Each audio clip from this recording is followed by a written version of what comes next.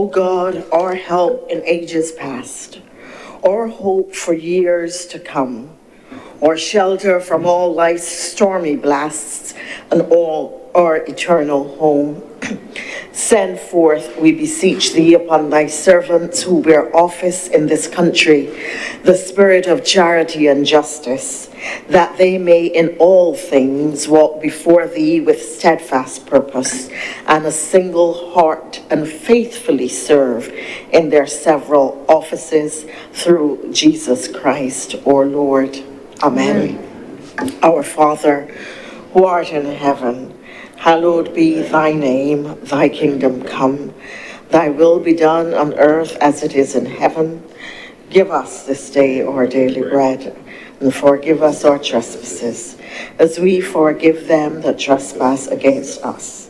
And lead us not into temptation, but deliver us from evil. For thine is the kingdom, the power, and the glory, forever and ever. Amen. May the grace of our Lord Jesus Christ and the fellowship of the Holy Spirit be with us all now and forevermore. Amen. Amen.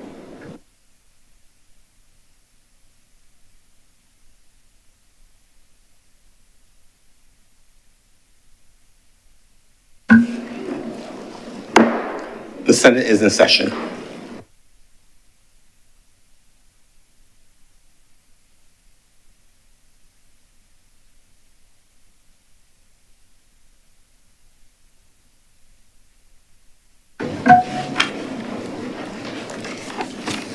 Mr. President, messages from Her Excellency the President. I have received two messages from Her Excellency the President. First of all, a letter dated 7th of March 2025. It reads as follows. Dear Mr. President, I shall be away from the island on duty leave for the period 9th to 17th March 2025. In accordance with the provisions of Section 33 of the Constitution, the Very Reverend Dr. Jeffrey Douglas Gibson will perform the functions of the office of the President during my absence. As the Honourable, the Senate will not be meeting prior to my departure, it will not be possible for the usual formal message to be sent to your chamber. Will you, therefore, please bring my absence formally to the attention of the Honourable, the Senate, when next it meets? Signed by Her Excellency the President, 7th March 2025. Secondly, letter dated 26th of February 2025 reads as follows.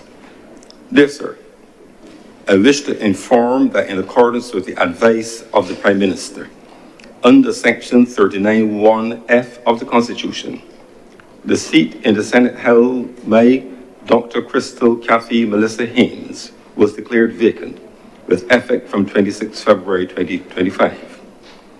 I am further to inform that in accordance with the advice of the Prime Minister, Mr. Jonathan Warren David Reed has been appointed under Section 36(2) of the Constitution as a Senator with effect from 26 February 2025. Signed by Her Excellency the President. Allow me, before we welcome Senator Reid, to place on record our thanks for the contribution of Senator Dr. Crystal Haynes to our deliberations. Mr. President, Senator Jonathan Reid is present and he awaits the vote. Please escort him in, Marshal.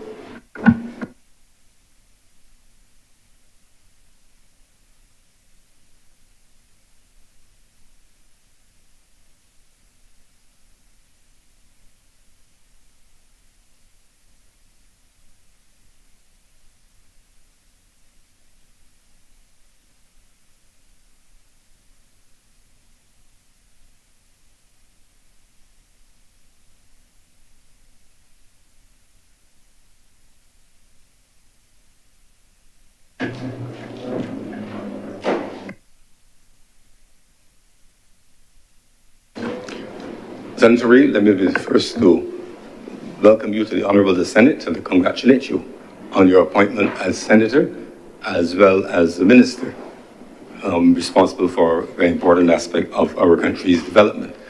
I would certainly expect that you will continue the traditions, very fine traditions of the Honourable the Senate and the Parliament of Barbados in general, stretching back almost 400 years. I urge you to involve yourself in the activities of the Commonwealth Parliamentary Association Barbados chapter and in the wider Commonwealth Parliamentary Association generally, because we are an important member of the Commonwealth, and much of our traditions, practices, precedents, guidance, and indeed professional development are made available through the Commonwealth Parliamentary Association.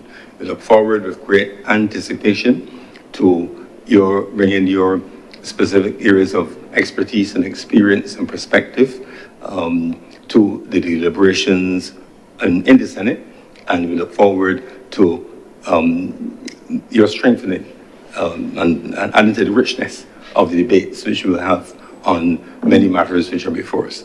So once again, congratulations to you, and we look forward, all of us, to working with you during your time here in this honourable and esteemed the Senate.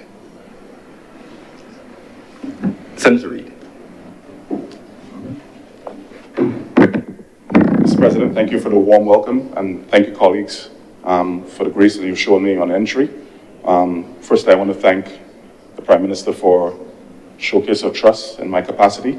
Many would know that I've worked with her for quite an extensive period of time, and the intent is to extend a lot of the good work that we've done on behalf of the people of Barbados, and to do even more. I want to thank my family, my wife Amanda, my daughter Zeta. I have a little daughter as well that doesn't quite understand what's going on, but she will soon. And I want to thank them for allowing me the time, the space, the strength to do good things that I strongly believe in. My intent is to further the work that I'm doing on behalf of the people of Barbados. I think there's a lot of good that has been done by the government and a lot more to do. So I look forward for us to be vigorous, purposeful, innovative. I'm really going to be driving a lot of that into the focus of the work that we're doing. And I'm looking to collaborate with the colleagues. Thank you so much.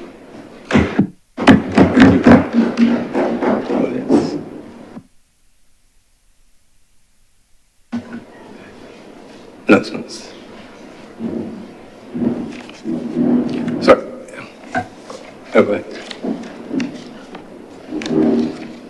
Announcements by Your Honour. Well, we have announcements. First of all, I have apologies for absence from a number of senators today who are not here because of professional duties and travel and other related matters. So Senator Dr. Drakes, Senator Kevin Boyce, Senator Mr. Maynard, Senator Monique Tate, Senator Ryan Walters, Senator Andrew Maladou, Senator the Most Honourable Dr. Jerome Walcott, and Senator the Honourable, in terms of lateness, Senator the Honourable Chad Blackman will be here. He'll arrive late. He's attending to some ministerial duties. In terms of further announcements, we have some minutes for action, or minutes of our meeting held on Wednesday, 18th of December 2024 for confirmation. Senator Cummins. Mr. President, I'd like to move that the minutes of our meeting held on Wednesday, the 18th of December, 2024 be confirmed. The question is that the minutes of our meeting held on December 18th, 2024 be confirmed. Will those honourable senators in favour please say aye? Aye. Those against please say no. The thanks the ayes have it. Those minutes stand confirmed. And our minutes of our meeting held on 5th of February 2025 for deferral. Senator Cummins. Mr. President, I'd like to move that the minutes of our meeting held on Wednesday, the 5th of February 2025 be deferred. The question is that the minutes of our meeting held on February 5th, 2025 be deferred. Will those honourable senators in favour please say aye? Aye. Those against please say no. The thanks the ayes have it. Those minutes stand deferred.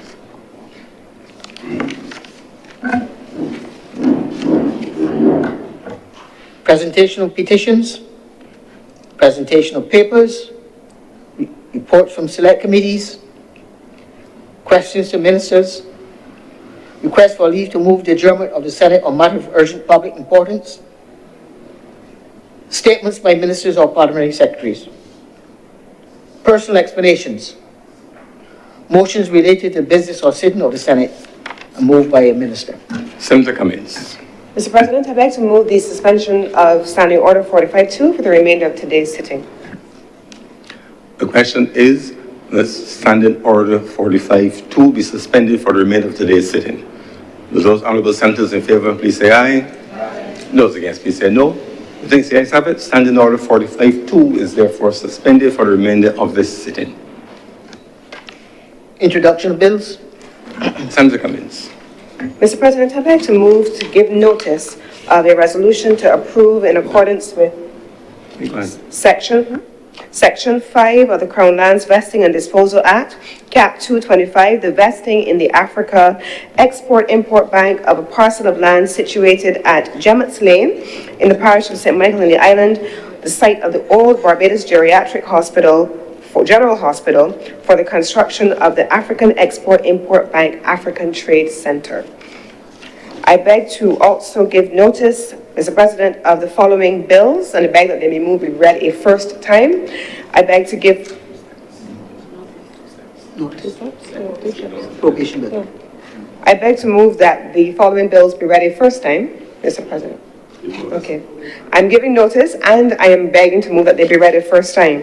In the first instance, Mr. President, the appropriation bill of 2025. Secondly, to give notice and to move the first reading of the Sustainable Fisheries Management and Development Bill of 2025, to give notice and to move the first reading of the Sustainable Fisheries Management and Development Seafood Market and Businesses Bill 2025, the first reading and notice of the Rural and Urban Development Commission Bill 2025, and finally, the first reading and notice of the Social Empowerment Agency Bill of 2025. The question is that those bills so mentioned be read the first time. Will those honourable senators in favour please say aye? Aye. Those against please say no. The things the ayes have it.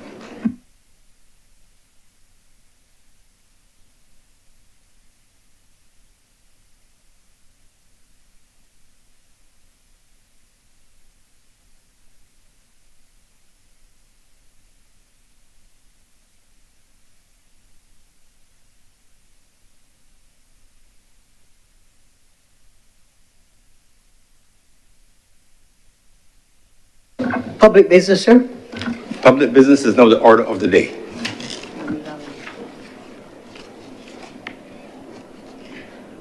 Order number 11, sir, in the name of the Honourable Leader of the Senate, to move the second reading of the Social Empowerment Agency Bill 2025. Senator Cummins. Thank you very much, Mr. President. As I rise to begin the discussion on this particular bill, an important bill, I want to take the opportunity, first of all, to, on behalf of all of the senators in this chamber, in particular the government senators, express our appreciation to Senator Dr. Crystal Haynes, who has served in this chamber since 2018 when the government came to office. I remember, Mr. President, when we were all sworn in 2018 in Bay Street, before we were sworn in, when the cabinet was sworn in Bay Street, and then we were sworn in thereafter at Government House, Senator Haynes has walked the former Senator Haynes walked this journey with us from 2018 until now, and I want to express this government's appreciation for her service, in particular on matters relating to health, public health, and children. Her voice was well known, and we want to be able to make sure that we have registered that her contribution has not been insignificant. She served at a difficult time throughout those years, including during when we had COVID, where a medical voice in this chamber, even though we were in any other place at the time in Worthing, was important for us to have. And I personally want to also express to her our appreciation for her continued commitment to the government of Barbados, the work that the government has started, and in her different roles as she continues to function as a medical professional of some significant, or rather not insignificant, distinction. I want to commend her for that, Mr. President, and I know I speak on behalf of all of my colleagues when I say that. Mr. President, I also, in the same vein, want to express a warm welcome on behalf of our colleagues to our newest member of the fold, Senator, the Honourable Mr. Jonathan Reed. I think this is the first time that I have spelled it out in such detail. And I think all of us, in the same way that we have interacted with Senator Dr. Haynes since 2018, we have equally collaborated and worked very closely with Senator, the Honourable Mr. Jonathan Reed. In most recent form, he was the Chief of Staff to the Prime Minister, and so he worked very closely with Prime Minister, and I'm sure that as Senator Dr. Monroe Knight knows, the office of the Prime Minister is the epicenter of the government, and so everything across the entire apparatus of government was centered in that space, and so he comes not with an insignificant amount of experience and knowledge of what the government's policies are, but he is also very much known as a young, innovative, solutions-oriented professional, and I am very excited to see what he is going to do with the Ministry of Innovation, Science and Technology, to which he has been assigned, also having responsibility for the industry portfolio. And I can say for my own part, as the Minister with responsibility for business and business development, I am very much looking forward to working very closely with Senator Reed as he takes leadership of that important portfolio. So, Mr. President, having dispensed with the equally important matters of expressing appreciation to our colleagues and welcoming another one, I want now to get into the meat of the matter that is captured at order number 11. The Social Empowerment Agency Bill is before us, Mr. President.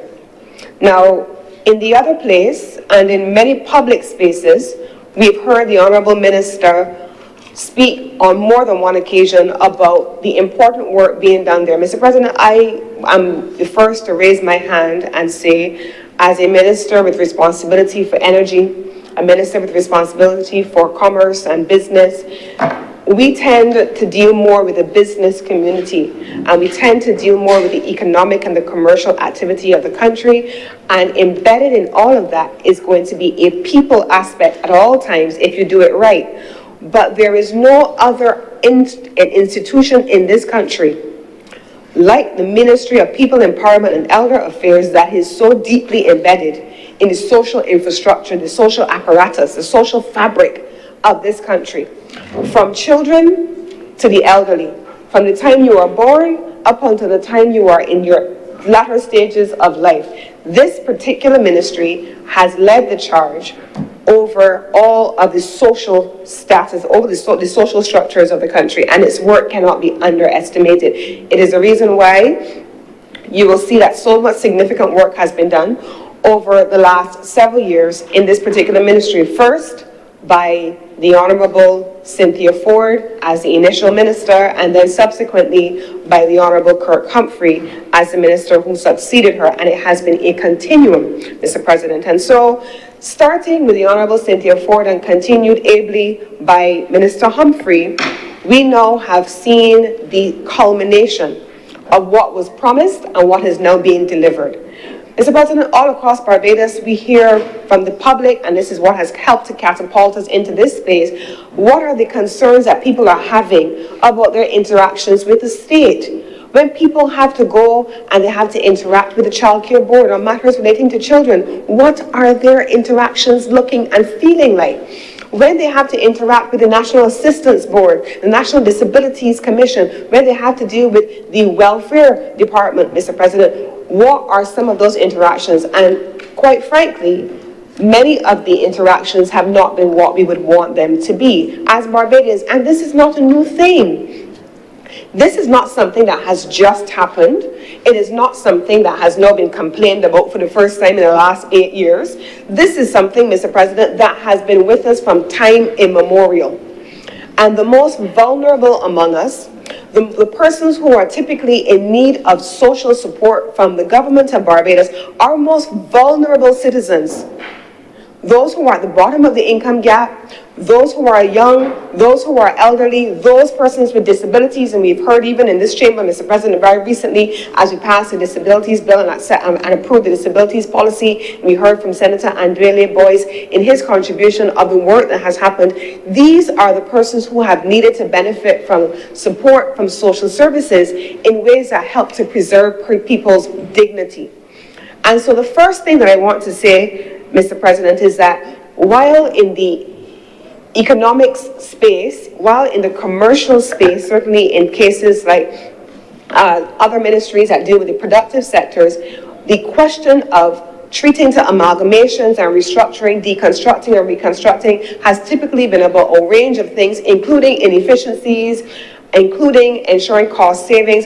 This particular amalgamation, Mr. President, is about delivering services to people that allow persons to retain their right to their dignity.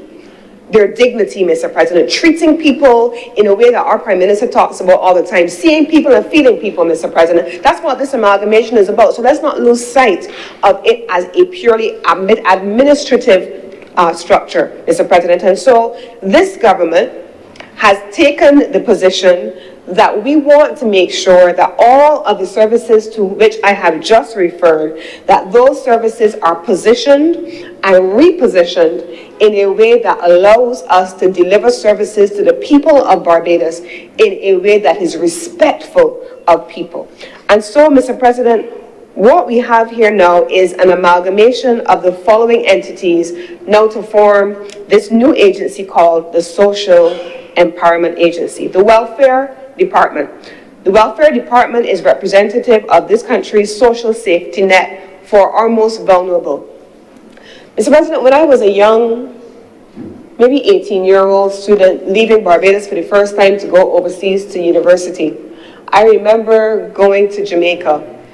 And I remember landing in Jamaica and not understanding what it meant to see young children of school age on the street, either hustling, cleaning car windows at stop signs, selling oranges. I didn't understand it because at 18 years old, I had grown up in a country where the social safety net was always so large.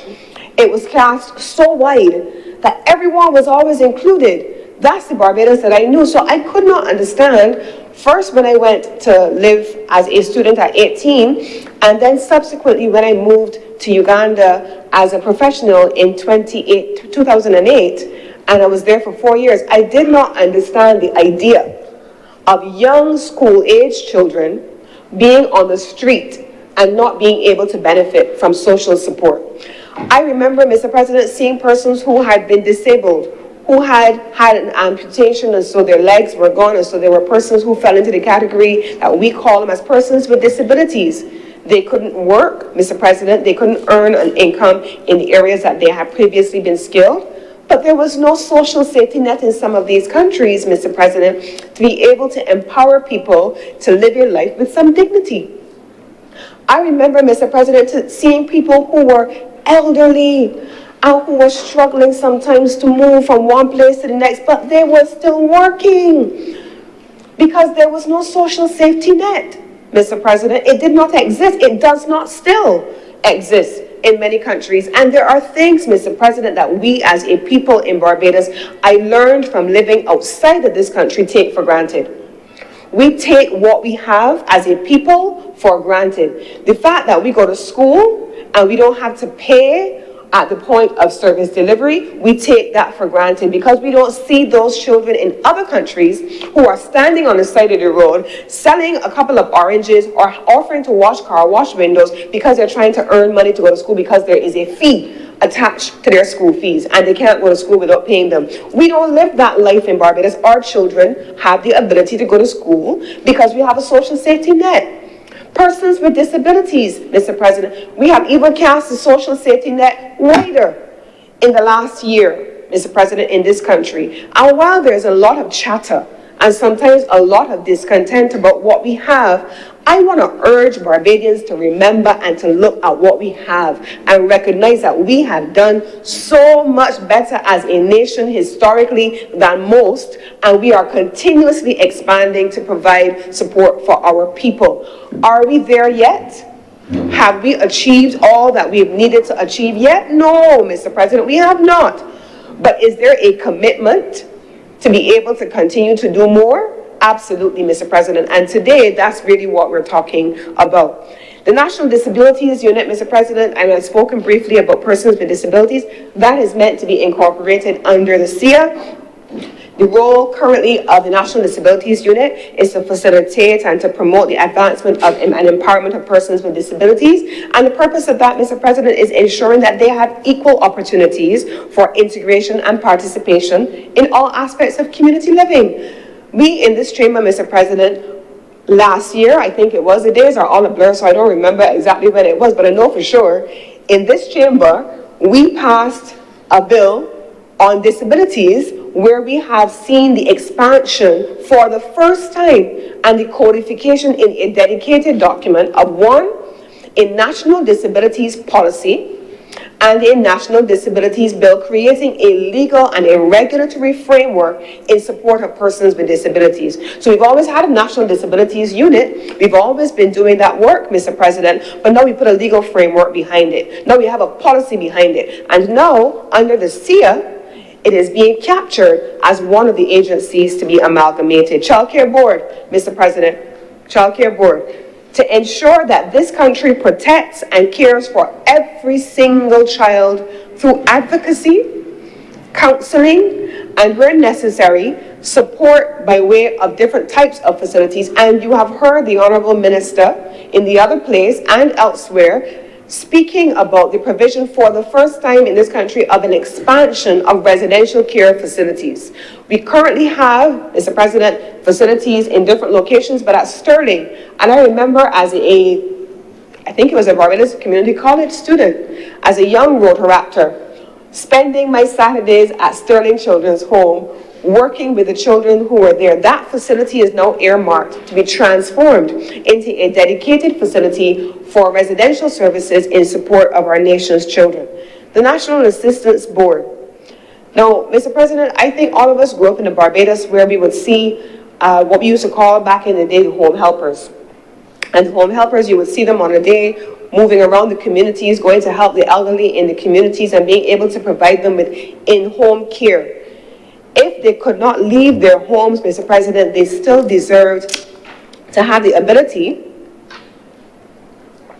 to preserve their dignity and to have the benefit of care in their homes, Mr. President. And that's what the role of the National Assistance Board has been. But under the Ministry of People Empowerment and Elder Affairs, we also saw further expansion of that program. So we saw elderly care assistants coming into the mix now, so that you have an expansion of those persons who are there, especially coming out of COVID, Mr. President, not just providing care, medical care, nursing care, but sometimes just company, conversation, being there to talk to people and providing different kinds of support services that they need. So these are the agencies, Mr. President, that are meant to be amalgamated under this entity. So we have a single entity, and so all of a sudden we start to think, okay, so does this mean that we're now having everything in one central place? No, Mr. President. The work of the Ministry of People Empowerment and Elder Affairs has allowed them to map the entire country, and so it is proposed that under the new Social Empowerment Agency, there will be across the country in communities in support of people where they live without everyone having to move all over the place to go and access services in a centralized place only. There will be a network of client services in every single parish across the country. For those persons who are technologically savvy or have children and family members and relatives or loved ones around them, friends who are technologically savvy, there will be an online portal. So if you prefer to be able to go online and to access the services online using the technology, that is there for you. Pick up the phone and call. We live in a society, Mr. President, where we don't talk to people no more. It's just the most bizarre thing. Send me a message only.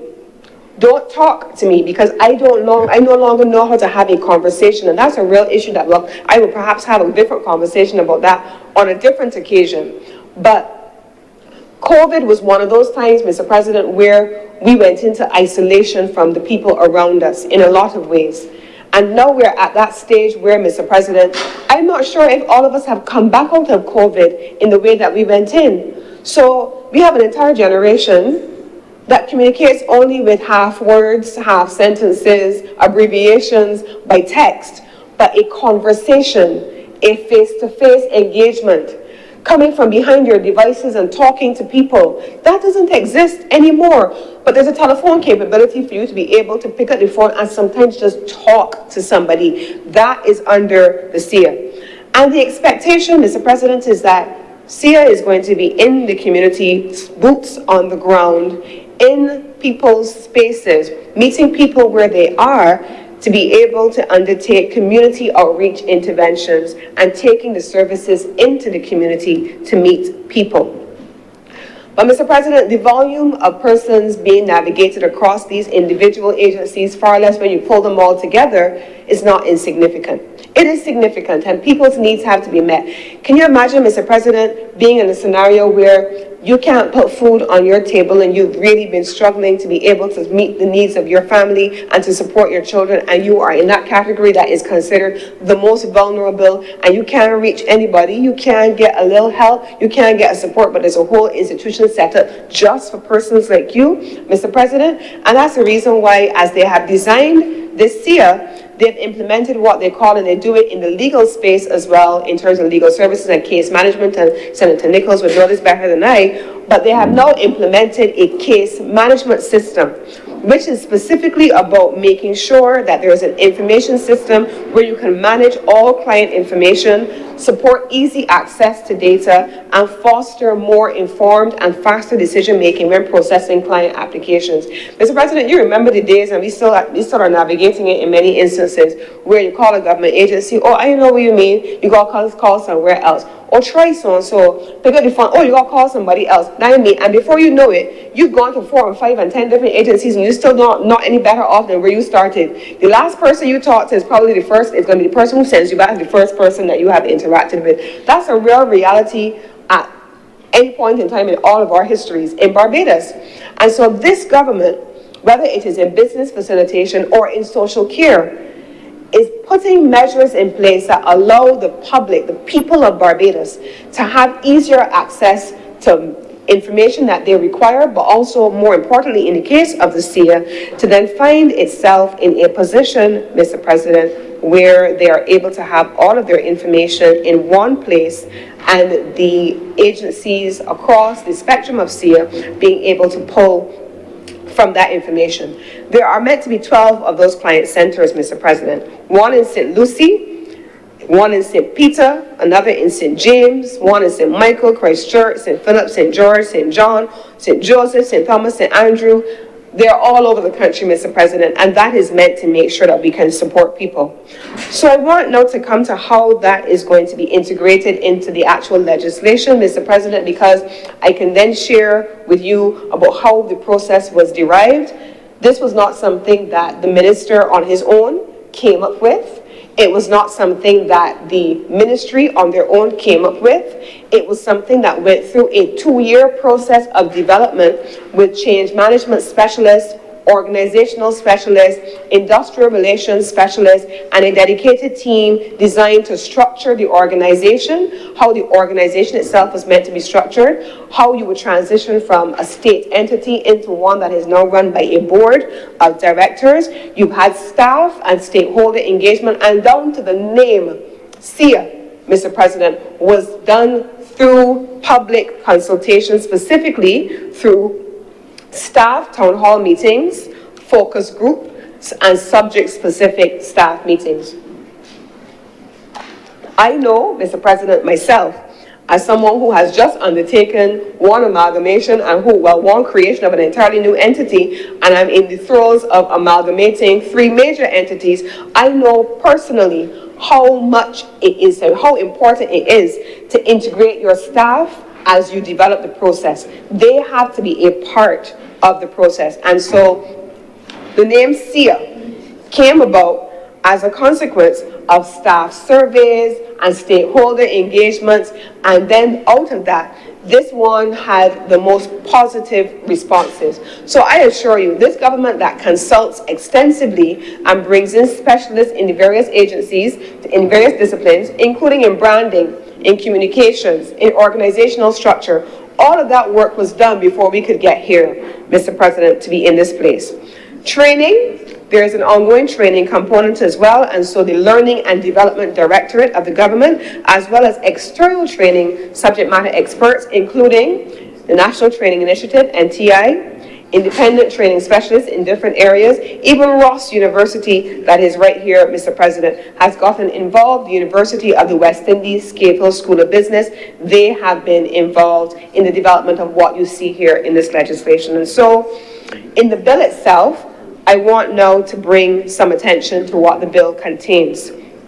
In summary, at a very high level, the bill contains for the amalgamation of these 4 legacy agencies. It establishes an appeals committee to be able to hear complaints as a consequence of decisions being taken by the head. It creates the board itself and an advisory committee to advise the minister. The legislation is organized in a number of sections, which covers a range of areas, and it has 4 schedules. The 4 schedules then outline the following things, Mr. President. In the first schedule, we have the specific enactments, which are the Child Protection Act and the Rights of Persons with Disabilities Act. And if you recall, also through this chamber, I've already spoken about the National Disabilities Act, but the Child Protection Act, that too was passed through this honorable chamber. And so as a consequence, Mr. President, we now have an implementation framework through which these legislative reforms are meant to be anchored. The second schedule now captures the way in which the Social Empowerment Agency Board is meant to be established. We've seen the same thing being done in Business Barbados in a previous incarnations, and so this is captured. The National Advisory Committee is captured in the third schedule. Equally, this was done, you've seen this in the Electricity Supply Act, where we did establish an advisory committee, because the government is very clear. These are disciplines that require technical specialties. They require persons who have expertise in these areas, and we need to be able to bring these persons to the table and to ensure that they have agency in the development of the decision making and the policy direction of these things. And so you have the board on the one hand and the advisory committee that has also been established. There are obviously consequential amendments, as with any legislation, and those are captured in the fourth schedule. And so, Mr. President, I have already gone through the way in which the reason why the agency was established, the way in which it collides with predetermined government policy, which we've discussed here already in these chambers through legislation. We talked about the public interest and the public mischief. How is it going to be funded, Mr. President? You can see that this has been funded through the estimates of expenditure, and I've just laid the appropriations bill, given notice of the appropriations bill, Mr. President, but you will see in these estimates this year where the funding of the agency is meant to come from. But this is a call to action at the same time, Mr. President. The First Families Initiative, Families First Initiative, which is already underway with the Ministry of People Empowerment, One Family Initiative, that is already underway with the Ministry of People Empowerment. It invites people to come and get involved. Mr. President, how many of us know people in our communities that we have always helped? At Christmas, there are people who we always go and help, and we give them a ham, we give them a turkey, we give them a basket of goods and so on. But what happens throughout the year? What happens month to month, week to week, day to day? Are we remembering those people, or are we satisfying ourselves at Christmas that we have helped? And I think that's one of the things that the One Family Initiative aims for us to do. How do we make sure that people's day-to-day needs are met? I remember, Mr. President, when on an annual basis, as a consequence of the Carols by Candlelight event, we would raise not just funds, but gifts for the children's home, particularly the Nightingale home in Black Rock. And Mr. President, I remember one year, the principals there said to us, you know, we don't know if we need so much support at Christmas, because everybody comes at Christmas and everybody gives support. But throughout the year, we really need people then to come throughout the year and to provide support. That's the same thing with people in our communities, and that is the reason why the Prime Minister and the Minister of People Empowerment and Elder Affairs have been pushing the One Families program. If you can come and support and help out another family and you have the means to do so, we want to be able to get the business community, the social agencies and the social clubs and the community clubs and the service clubs, the third sector as it is defined in the government. We need those persons to come and get involved. Pick up a food drive. Let's develop capabilities with our hotels and our restaurants to be able to provide feeding services for persons who need it the most. Not just at times like Christmas, Mr. President. And so this entity, SIA, is meant to have a transformation and empowerment directorate that will be there then seeking to build new relationships with the third sector to be able to make sure that we're able to provide support, additional support from the service sector that augments what the government has already proposed. And it's not to replace, but it's meant to augment. The government of Barbados, this government, is committed not just to continuing to support social services, but to expand them, and we've demonstrated that already. The pension rights are preserved. We have done this as well in the Business Barbados legislation, and so this is the standard for the government of Barbados. And so we also want to make sure that we have covered the assignment of social services, and that is captured under the existing legislation, for example, under the NAB, which is GAP 384, that is now transferred into this legislation in sections 26 through 29. But if you have a difficulty, Mr. President, if there are challenges with the decisions that have been made by the SEA, by SIA, there's an appeals tribunal in sections 30 to 32 of the legislation as well. So this is also captured, and we want to be clear that we are not always going to make the right decisions, but in everything, you've heard the Prime Minister speaking about it. I believe Senator Chantal Monroe has spoken about it. She has responsibility for one area as well, where you have a grievance. There is always under this government a grievance mechanism and an appeals process that allows us to be able to hear from people and to allow for them to have their grievances heard. There are a number of pieces of existing legislation, therefore, that will be repealed on the commencement of this legislation, and that covers the existing PD agencies that I've spoken about, including the NAB. And so there are linkages that are then meant to be made going forward between recently passed legislation, Child Protection Act, and the Persons with Disabilities Act that I've spoken about are two already. And so, Mr. President, I want also to give notice. We have coming up on our agenda in the coming months a body of work that the Honourable Minister has spoken about. We've spoken about child protection. We have disabilities. Or what about persons who are elderly? There is a body of work underway right now, and it is currently being reviewed by the Chief Parliamentary Council to develop legislation to support the draft policy on the rights of persons who are in the elderly community, and that work will come, and this will also fall under the SIA. So, Mr. President, I am not intending to spend a terribly long time on this bill today, but I expect that over the course of the coming weeks and months, so much more will be heard about how this government has already vested support, financial and otherwise, policy and legislative support around social service protections. And I want to then make a call at this time for Barbadians to just, let's pause for a moment. Let's pause for a moment and appreciate where we are, who we are as a people. I started my contribution today by saying that I was an 18-year-old student and then a young professional moving to different countries where the social protection of countries outside of Barbados was not what we have here. Not even close. There are countries today that do not have the social safety net that this country has.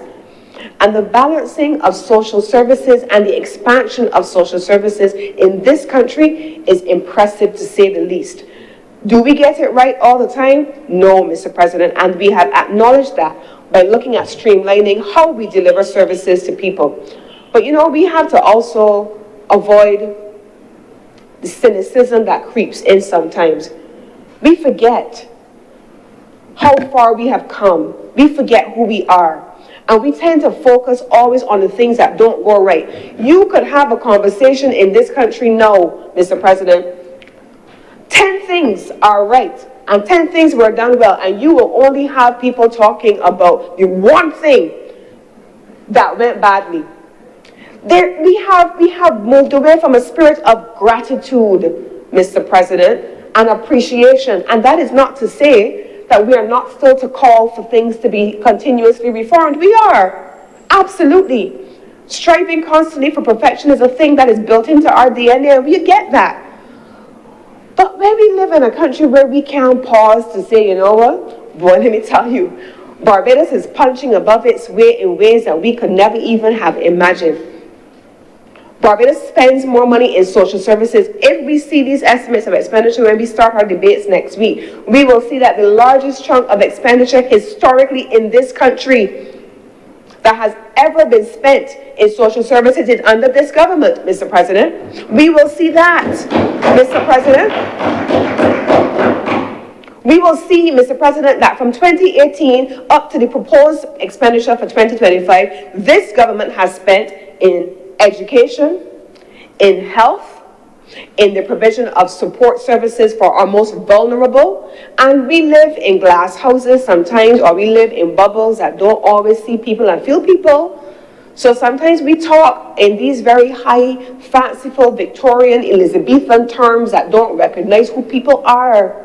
Walking through the streets of Bridgetown does not allow you to see who people are.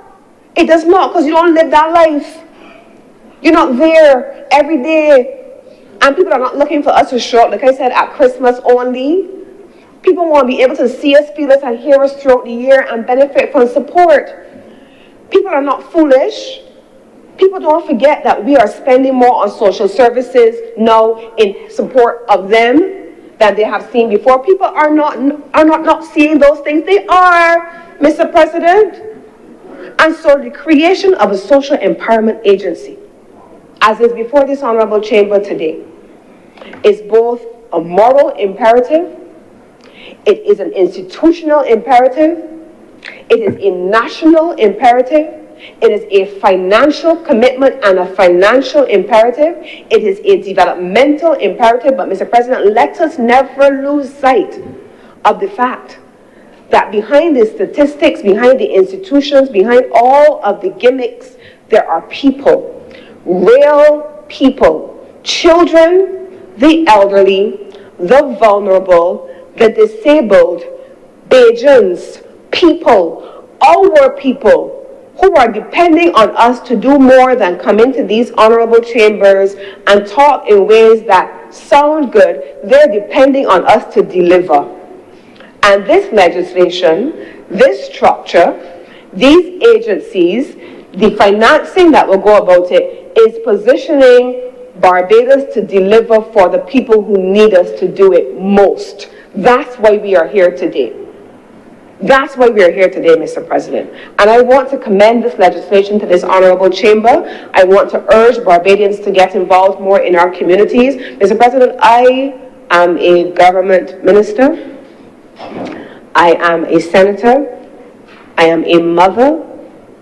I am a Rotarian. I say this all the time. I know the others in here are always laughing at me. But like many of us in here, we all, somebody here saying that they're lying. But Mr. President, I make sure that in each of our respective areas, all of us, we find ways to give back. Tomorrow, never mind that the last few weeks have been brutal. Tomorrow, it will culminate since January.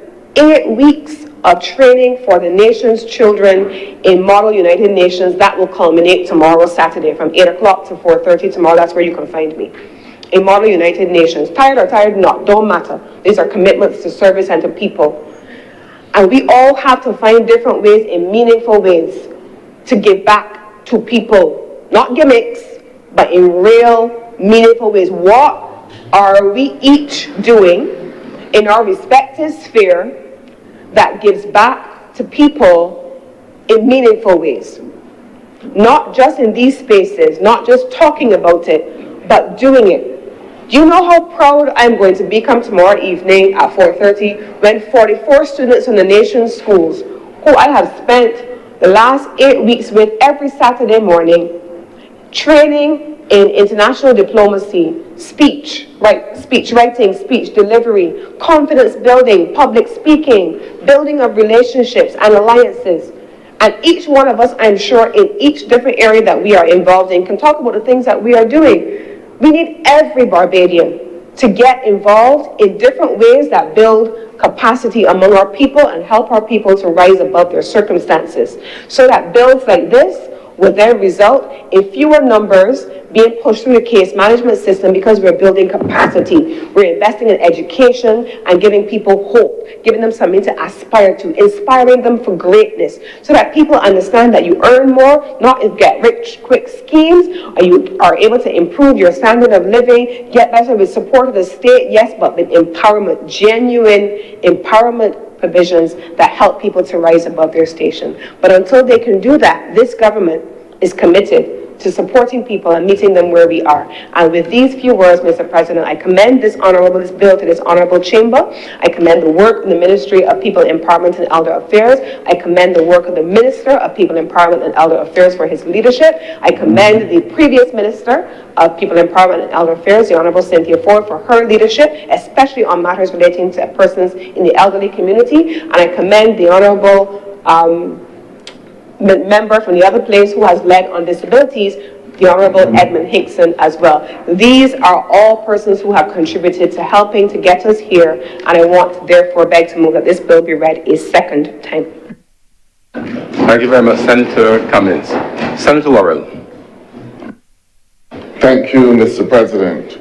And I rise to make my contribution in this debate and also to follow on from the Leader of Government Business.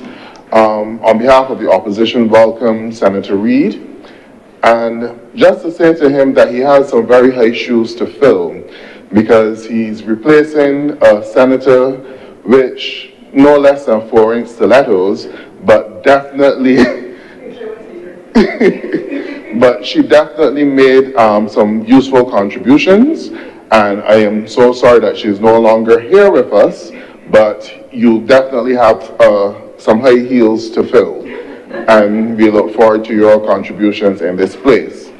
But the matter before us at this time is the Social Empowerment Agency, which we have been waiting for in this chamber for quite some time, in that we passed the legislation with the rights of persons with disabilities, and really that legislation could not function without the passage of this legislation in this place and the other place to form the Social Empowerment Agency. Now, Mr. President, we supported the legislation for the rights of persons with disabilities because we do recognize, and the Democratic Labour Party has championed the rights of persons with disabilities and also elevated those persons, because we do recognize that they need to have a prominent position within our country. We had the first persons with disabilities being the President of the Senate, and she did that job admirably, and up to this day she is still regarded not only here in Barbados but regionally and internationally because of her advocacy for the rights of persons with disabilities. And so we will never have an issue supporting such legislation, because we do recognize the importance of maintaining that social safety net within this country. It is something that we spoke about a lot in terms of, regardless of how much economic growth that you have, if you do not have the social safety net in place, you will find yourself in a country that is filled with chaos and confusion. And you will not be in a position to enjoy the benefits of that economic growth and to enjoy the benefits of that wealth when a large segment of your population are not necessarily feeling that economic growth. They don't feel it in their pocket. They don't see it on their tables when they have breakfast, lunch, and dinner. They don't see it in the houses in which they're living. They don't see it as they grow old and become elderly and more dependent in terms of having that assurance that a state is there or assistance is there or community is there that is willing to offer them that level of assistance. So all of these are things that we need to make right within this country and continue on that path in terms of our social development, that no Barbadian is left behind, regardless of their situation, whether it be a physical or mental or a physical disability or any other disability, or in a case of poverty, you must always be able to bring those persons along. We would have had, as the Democratic Labour Party, the IC Bridge program, which I thought was a very instrumental program in that it not just,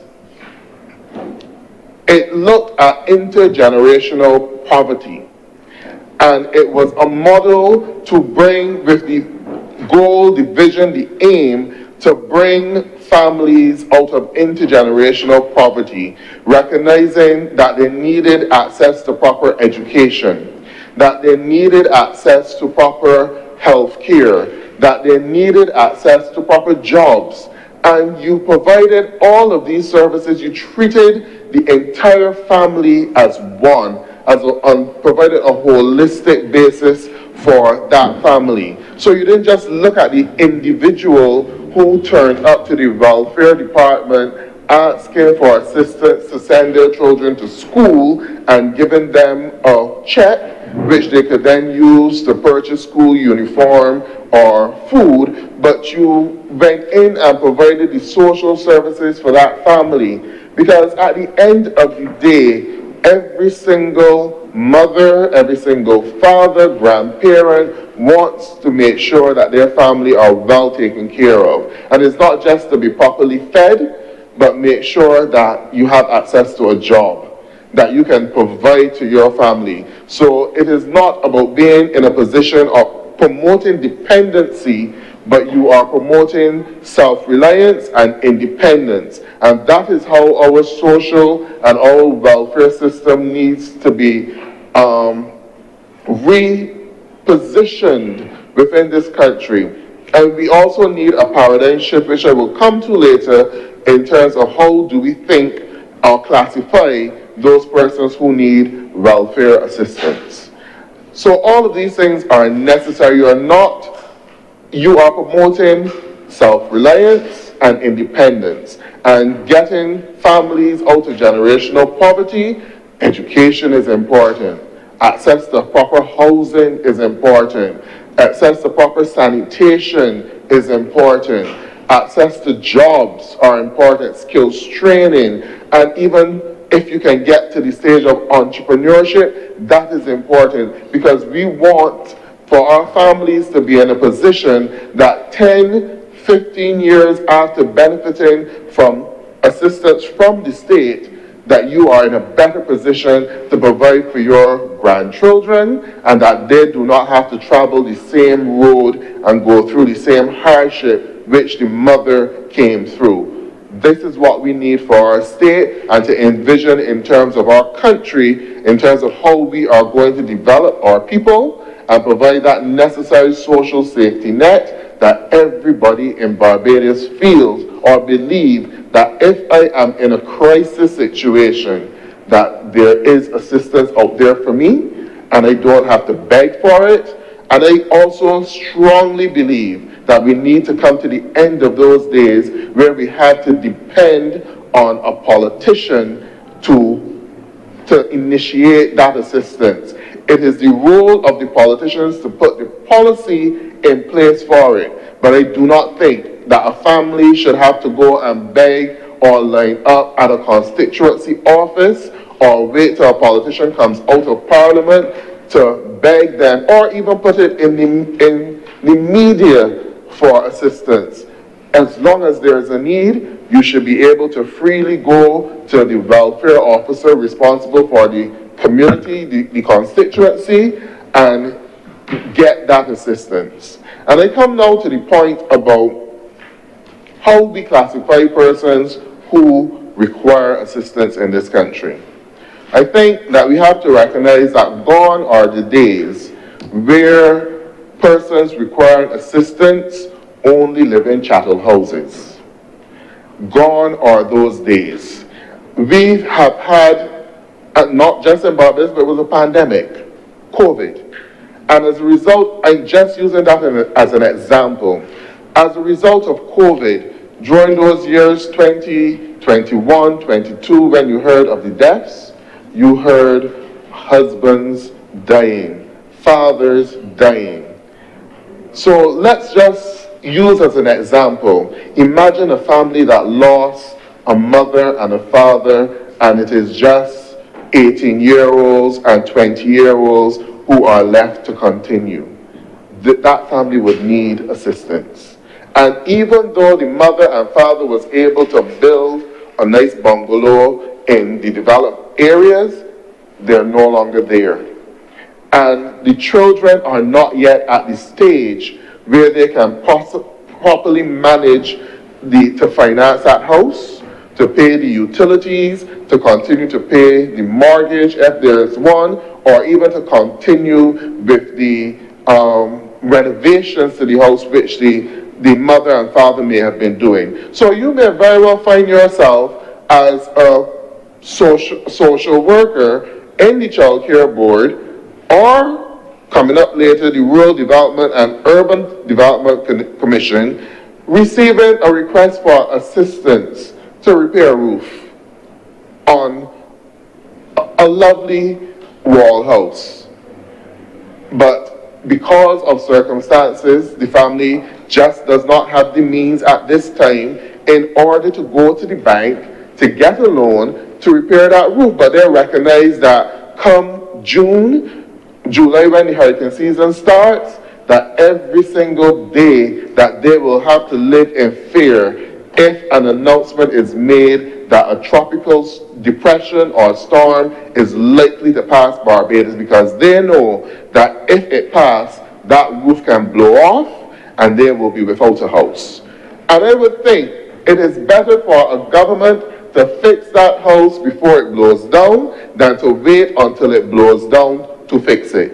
And that is the way in which we need to take the shift that we need to make in our access to social development. So gone are the days where you can go to a house and just because it has a guard wall and it is a nice 3-bedroom or 4-bedroom bungalow with 2 bathrooms, that the person's living in that house, you can say to them, you do not qualify for welfare assistance. Going back to COVID again, the period of time for which a number of persons were without jobs because the entire country was shut down. Those who worked in the hotels would have lost their jobs. There were a number of persons who would have moved into their house 6 months before COVID, and then to be told 6 months after COVID by the bank, because you cannot continue, you cannot make your mortgage payments, someone from the bank is there to repossess the house. And now you have all of these people who now have to make a fresh start in life. They did not plan for it, and all of these circumstances need to be considered in terms of how we go about making access to assistance. You also have another situation, the number of persons who have taken ill, possibly as a result of post-COVID related diseases. You have a number of persons in Barbados who are now turning up to the Queen Elizabeth Hospital on dialysis. And as a result of that, they're no longer in a capacity to work. So they have to depend on invalidity benefits coming from government, which they are entitled to and qualified for.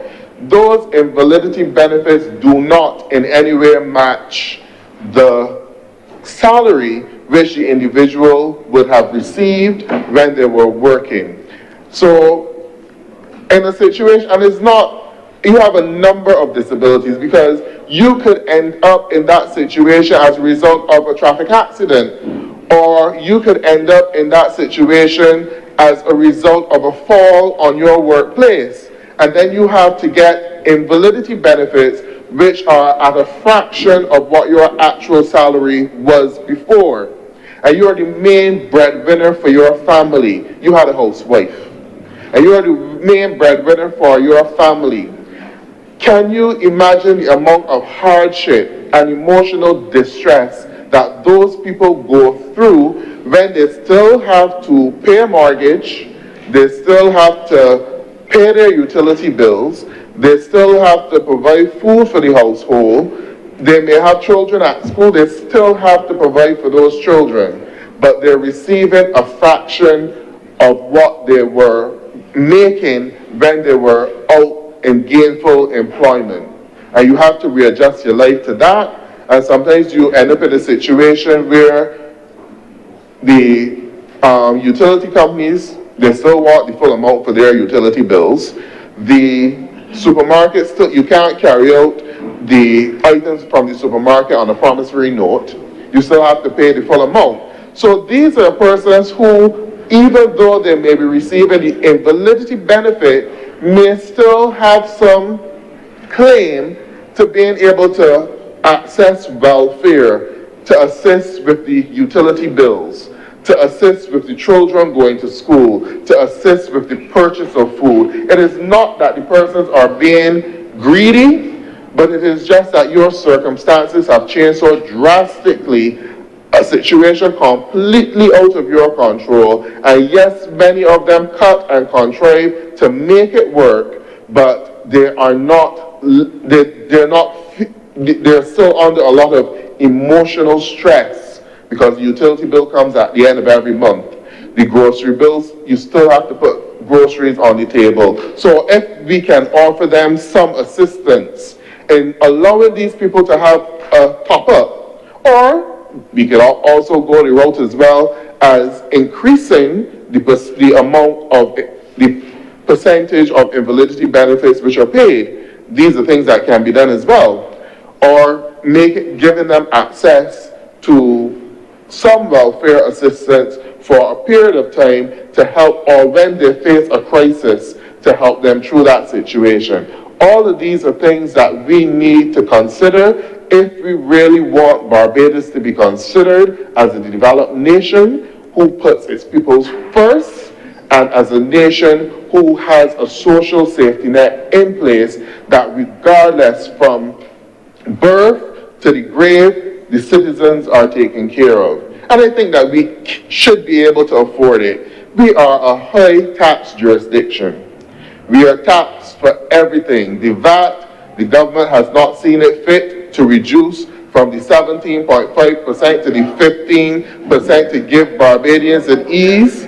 They have increased the contributions which will come from the social security, from NAS, to provide for the resilience fund. So now instead of paying 0.1%, you have to pay 0.25% for that. So the point that I'm making, and we still have the gas tax there, we still have the foreign exchange tax there. We tax Barbadians at every single stage from cradle to the grave. So to provide that you can give back to persons when they need it most, I don't see that that is a difficulty. That should be part of our social safety net, ensuring that all Barbadians are provided for. So we can continue with that. And I'm hoping that this government will see it fit, that they will make those provisions available. So we need to have greater education and also change the policies within our, through this social empowerment agency, that the welfare officers would know, the social workers would know that when they go to make their assessments, you cannot be operating on the 1980s model, but you have to take into consideration that the demographics of Barbados has changed over the years, and even persons who consider themselves to be middle class may find themselves in a situation for a few months, because we know that many Barbadians in middle class communities, they say live paycheck to paycheck. And if you lose your job for 6 months, you are in trouble in terms of being able to pay your mortgage and being able to pay your utilities bills. So as a country that tax Barbadians so highly, be in a position to offer them assistance, and don't let it be create a legacy of Barbadians investing in housing and then to have the banks repossess them a couple of months after they've become comfortable, and then you have to start all over fresh. Especially in a situation too, where this government has been known, well, is known for providing employment for persons, but providing that employment with no security in terms of not paying the national insurance contributions for those persons, and then placing them in an unfortunate situation where they do not have security of tenure, so therefore they cannot go to take a job letter to courts to get a bed to bring out.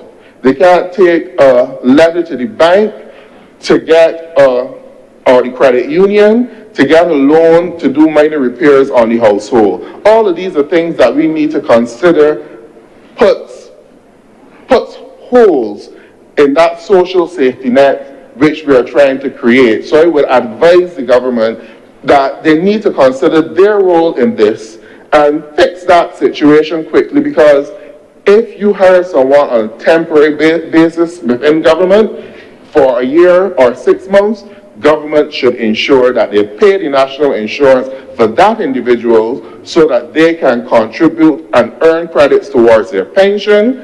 And if you are on a contract for 3 years, allow the persons to have the benefit of that security of tenure, because you might still be able to go someplace with that letter, 3-year contract, and be able to get a short-term loan or get a hire purchase agreement that you can do something for yourself. All of these are things that erode the social safety net within this country. So we can't, on one hand, you can't on one hand pat yourself on the back for passing the legislation, but then on the other hand, you're doing things that just as much erode the social safety net and the enfranchisement of people. There's also another critical area which we need to consider, again with housing, especially for the women.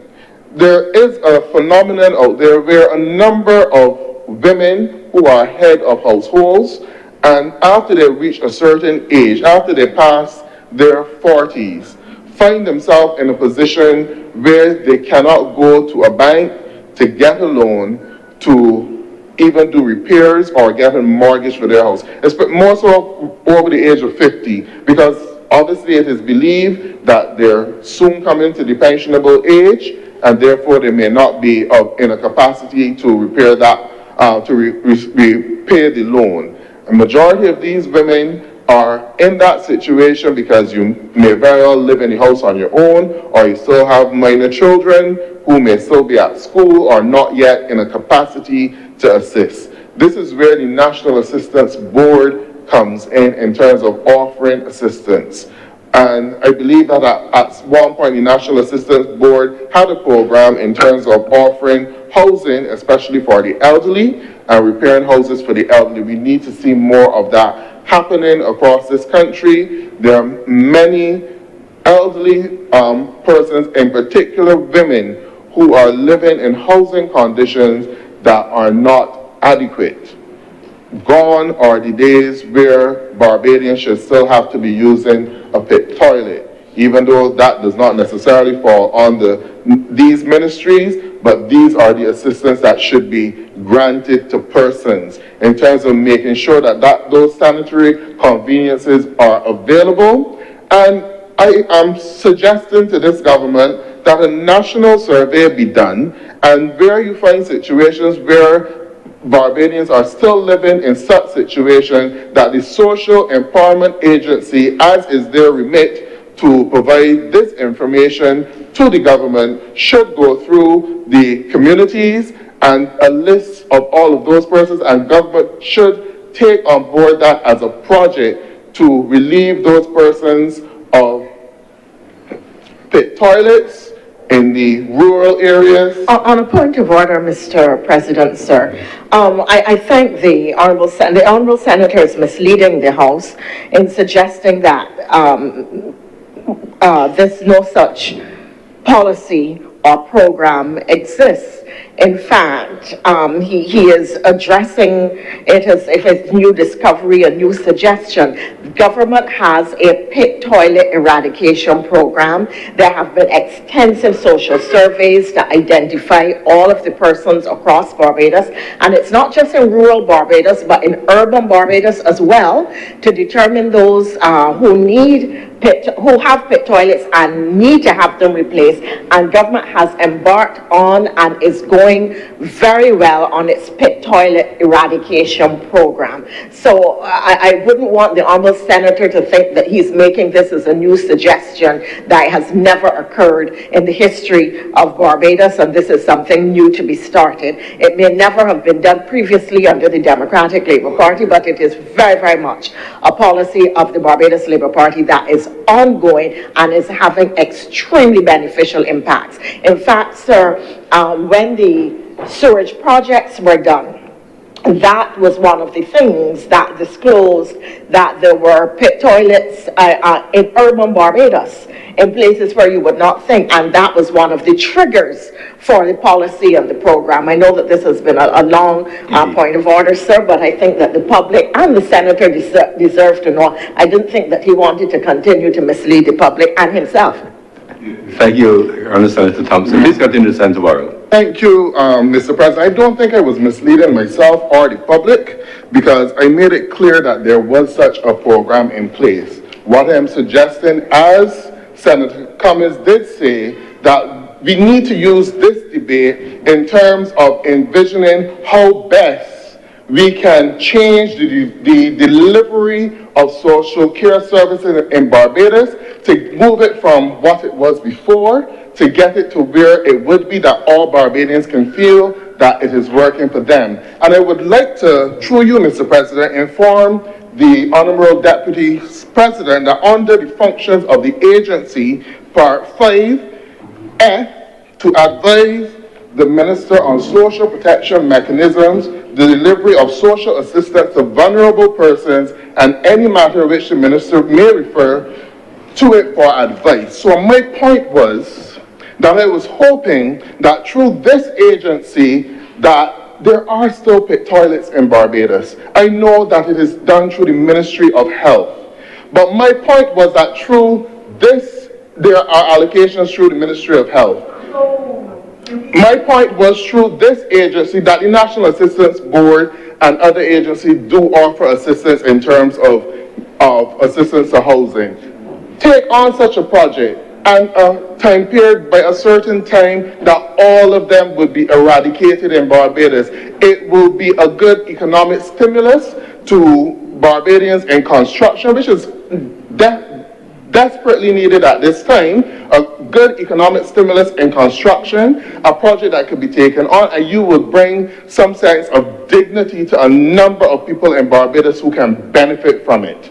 That is the point which I was making. I was not saying that it wasn't done before or coming up with this idea that is something brand new, but I'm just saying that I would hope that through this agency that it will be so empowered that after a period of time that this would no longer be a case, or no politician can come to the House, or when they are in their constituency canvassing, have to face a constituent who has to be living with a pit toilet. That is the point which on a point of order, sir, just to, Point of order. Again, misleading the chamber, sir, just to assure the Honourable Senator that this was not a side program of the Ministry of Health. The pit toilet eradication program, or you note the word eradication, which speaks directly to the point that the Senator was attempting to make, that there is no such eradication program in place. The pit toilet eradication program was not executed as any sideline of the Ministry of Health. It was a strategic imperative of the Urban and Rural Development Commissions. It was something that they did, and in fact, the people who carried out the works were small contractors.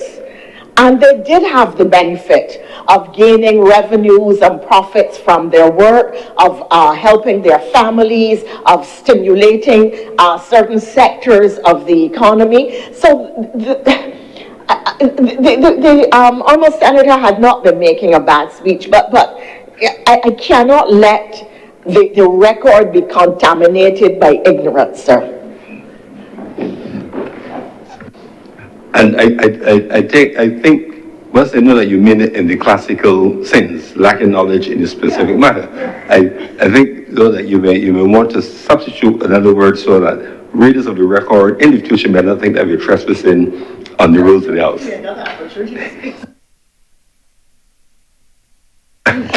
That's how I understand the word. So just indeed to correct the record, I do not mean the word ignorance in the pejorative sense in which Barbadians use it. I did use it in the classic English sense, in its classic English meaning of not having information.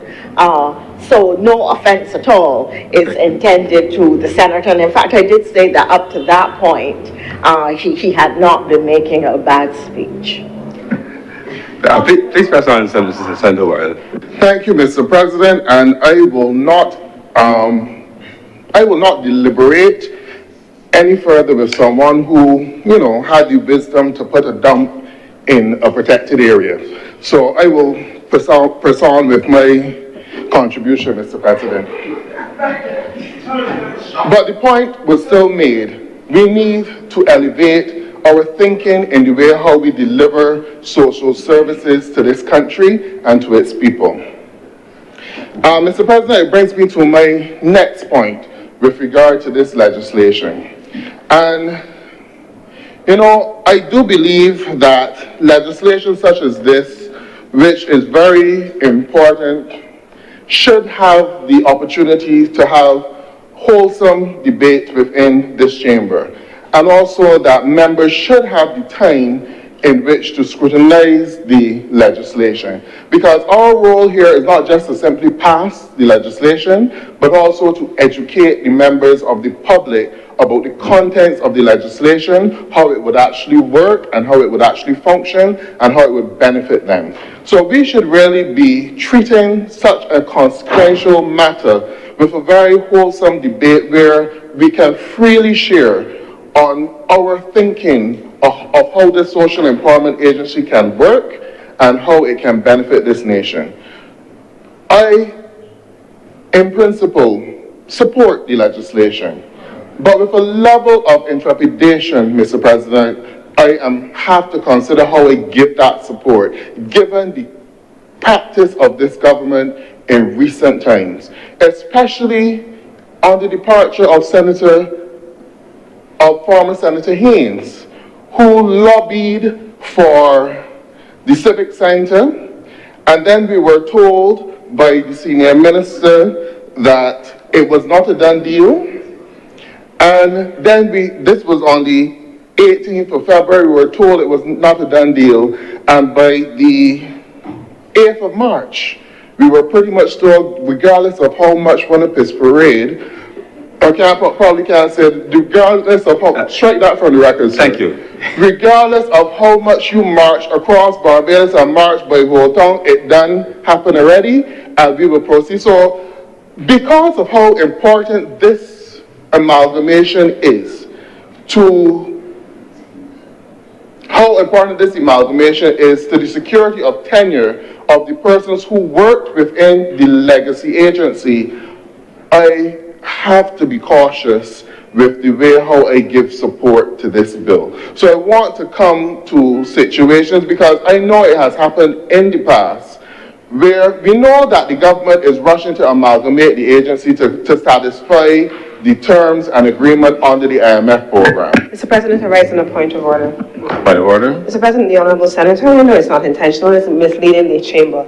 I think that I outlined in my presentation, this has been a 2-year-long process of mapping out the amalgamation. The Honourable Senator therefore cannot reasonably be describing a 2-year amalgamation. In fact, inclusive, that is outside of COVID because the process started, and I mentioned it started under the previous minister with responsibility, so there is no description about this process that can be rushed, Mr. President, and I beg to move that as not something that should be kept into the record. Thank you, Senator Cummins. His opinion, it doesn't have to, an opinion doesn't have to be correct, but an opinion is it's allowable. Please press on, Senator Laurel. Thank you, Mr. President. Even though the senator was quick to point out that it was a 2-year program, they have been in an IMF program since 2018. And we know that the part of the IMF program is also to reduce the number of statutory corporations and also to reduce the employment levels. So we have seen, this is not the first time. Mr. President, I rise on a point of order. Yes, Senator Cummins. Mr. President, when you say to reduce the employment levels, that's a dangerous thing to say. I think we have been very clear in all of the amalgamations that this government has undertaken that there have been no job losses. And we have made that clear, and I can't let that stand on the record either, Mr. President. Thank you very much, Senator Cummins. Senator Laurel, please continue. Thank you, Mr. President. There have been no job losses yet, but that does not mean that in the future there will not be job losses. And I want to pay some attention. You could also ask the DMC persons the same thing. Has that agreement been finalized? I would want, Mr. President, to pay some attention to some matters within the bill that I thought, some matters within the bill that I thought may need some further consideration. Now, yes, the new agency would be responsible for the work of about 4 or so legacy agencies, including the Child Care Board, the National Disabilities Unit, the National Assistance Board, and the Welfare Department. And whereas I have no issue with the amalgamation of those agencies from the perspective that it would allow for a better management of social care delivery, where you will have these agencies which operated in silos before, now coming together and being able to work together for better efficiency in terms of delivery of services. Because you do have a situation where a number of these agencies may have been duplicating the same services. So this, I think, is a good thing in terms of being able to pull all of them together, and Barbadians will have one area which they can go to in terms of accessing the social care needs which they require.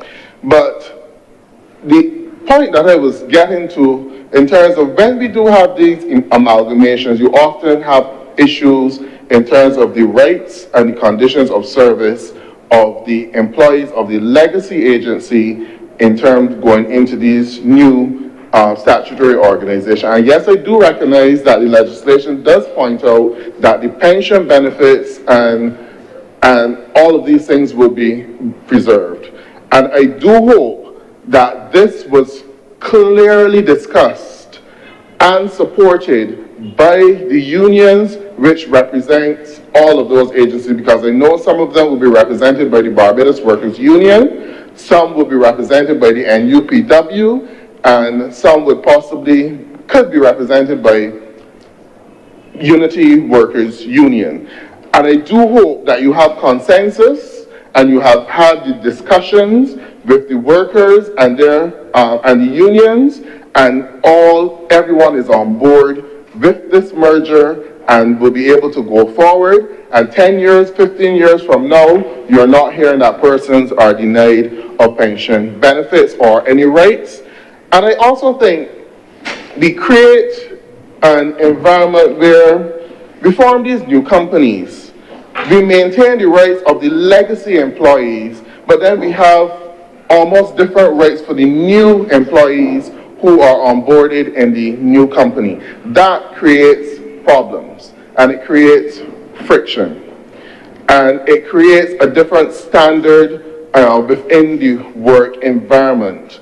And it does not normally end well for the organization because you have two different sets of employees in the organization.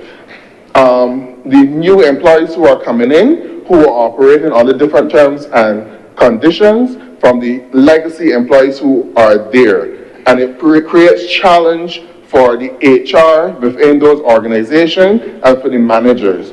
If you have a system which is working properly, maintain the same level of benefits for all the employees so that you do not have these two tiers of employees working in the organization doing the same job. So this is something that we need to consider for the government to consider and as a country going forward. Now, in terms of the definitions, the legislation speaks to an executive director, which I believe will represent the empowerment agency on the board of directors. But then it also speaks to the possibility of allowing the heads of the various divisions which came under this entity to also function as directors. This to me creates some sort of confusion. Then you also have the definition of the director of the board. So I'm wondering if it would not have been better to put a definition for the put an actual definition for the director in, and the directors of the various divisions.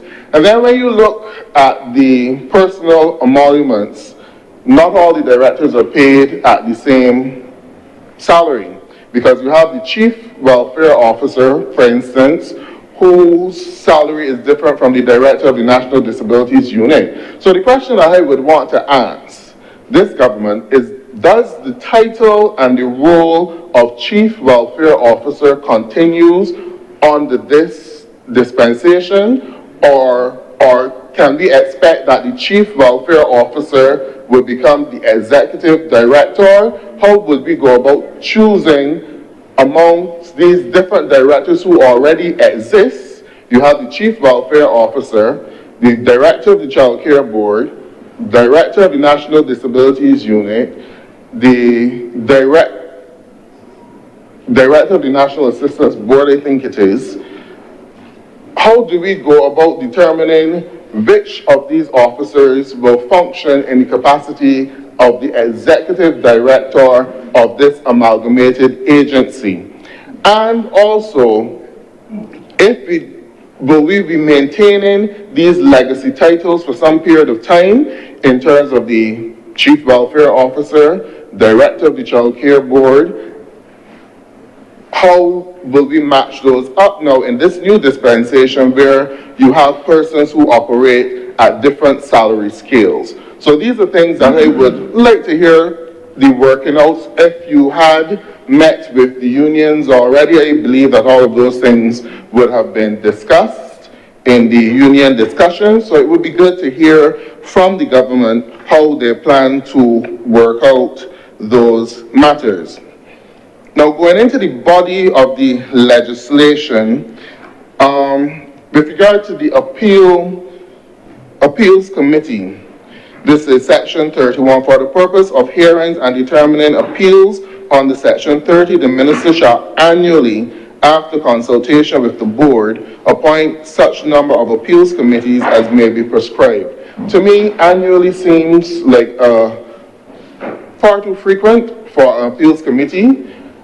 We cannot at this stage anticipate the amount of work that the committee might have, but if it is annual and a matter was referred to the committee in December and the year changes maybe January of every year, that committee may not be able to continue to deal with that matter because annually the term will change. So maybe you might want to consider giving the appeal committee more time to function, probably a two-year term, or even a 3-year term is possible, because I don't see it as anything that would do any harm to the legislation and any harm to the functioning of the organization. But if the committee serves for too short a period of time and then has to await at the end of their term the approval from the minister to continue, it could slow down the process of having appeals heard and having matters dealt with.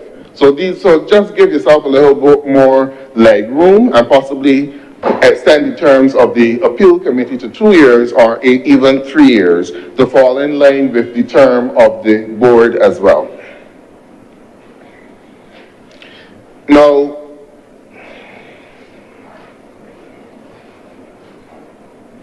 I believe that it clearly stated within the legislation that the Pensions Act, no provision shall be made for the payment of any pensions, gratuity, or any like benefits of any persons employed by the agency without the prior approval in writing of the minister. This is for new employees of the agency. Now, again, this is different from the statutory benefits of the persons who would have worked in the legacy agency. So are we saying that the new employees of the agency would have to have that approval from the minister for benefits such as pensions being paid on their behalf? I think that it should be included, and you do not want to create this two-tier system of employment where some employees know that they are entitled to pension and gratuity, and then the other set of employees are not entitled to such. Everybody should work under the same terms and conditions. This is within the legislation. So, Mr. President, like I said at the outset, we need to, with this new agency, see a change in the delivery of social services across this country. It is imperative that we need to improve the safety net in Barbados. There are far too many young people falling, in the wrong direction. There are far too many families who are out there unable to send school their children.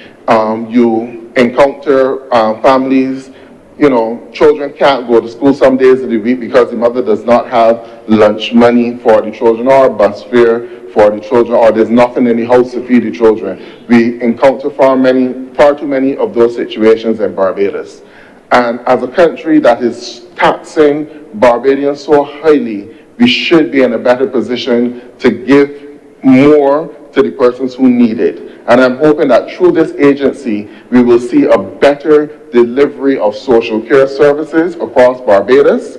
We would have a recognition that the qualification standard has been changed. So don't just look for the persons within the chattel house, or if you come from a developed community, you can no longer say to persons because of where you live, you do not qualify. Because of the type of house you live in, you do not qualify. Because you have a flat screen television mounted on the wall, you do not qualify. Those should not be criteria set to determine whether persons are going through actual hardship. Because there are many people who suffer emotional torment because they don't know how they're going to pay their mortgage at the end of the month. They don't know how they're going to pay their utility bill at the end of the month. They don't know if they will have enough left to go into the supermarket and bring out sufficient food to give their children a proper meal on Sunday. And if persons do fall into that situation, these social workers are properly qualified to do an assessment to know who are the ones who are taking advantage of the system and know the ones who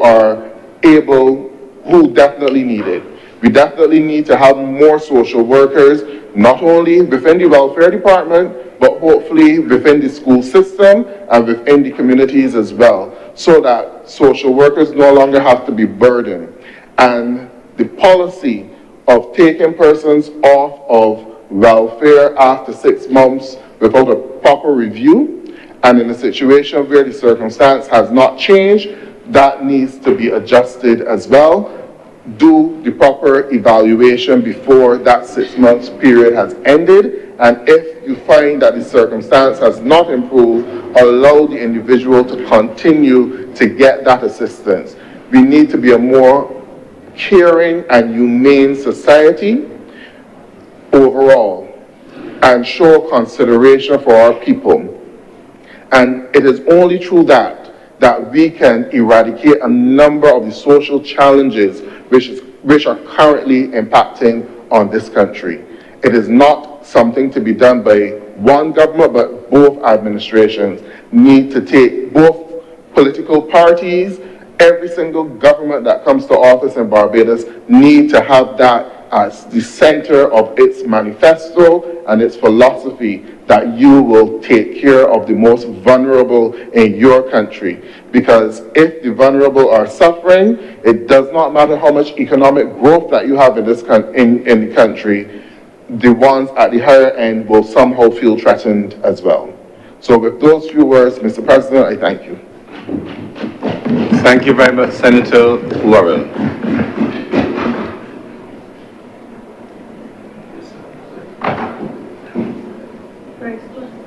Senator Harris.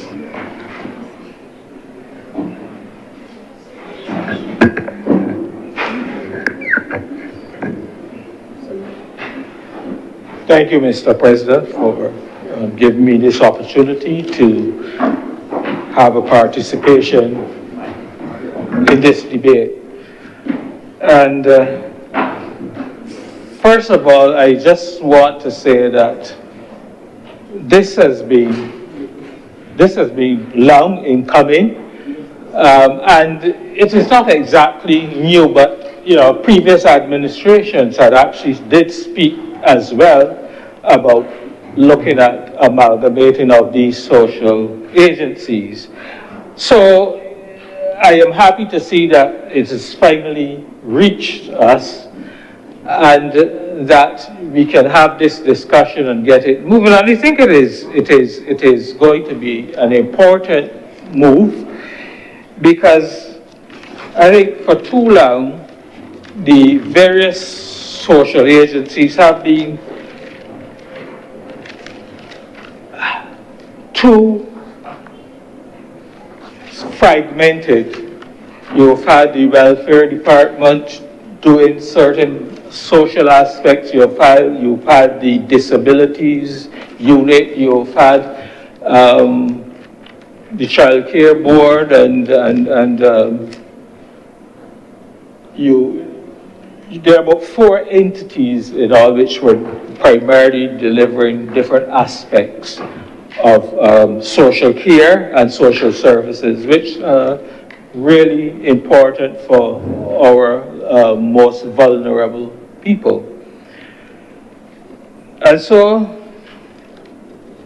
we have the opportunity now to do a horizontal and a vertical integration of these services, as bring a more holistic approach to the delivery of these services.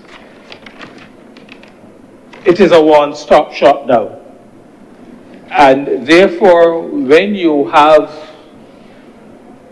an issue which initially appears to be an issue dealing primarily with, let's say, child care issues, you very often find that when the research is done, it is really deeper problems involved. It is really issues relating to family problems which need to be addressed and which have manifested themselves in some cases of child issues which tend to have to be handled by the child care board. So now the point I'm making is that when these issues come up, you don't have to send a family across the country road, a family who they have come to the child care board, which is in Cheapside Road, I believe, and then because there are some other aspects, you have to send them up to the country road, or you have to send them up to Warrens or something for some other services which are really the root cause of the issues which are which have to be dealt with. And so I think in having this, what I call one-stop shop now, where everybody is together, you can therefore be in a position, the social work officers can be in a better position to coordinate the services required in each case. And hopefully that means that you are more efficient, cases are better managed, and you know, it doesn't take the amount of time that it would have taken to be able to resolve all of the matters pertaining to a particular case. Because let's face it, in government, each department sets its own priorities. So what may be a priority for a case in child care board may not be necessarily be at the top of the pile in the cases in the welfare department or the disabilities unit or whatever. And therefore, a case may take several weeks or months to be able to be resolved and to deal with all of the issues that are confronting that particular case. So I think it is a step in the a forward step in the right direction. I think it is a step that is going to result in better utilization of the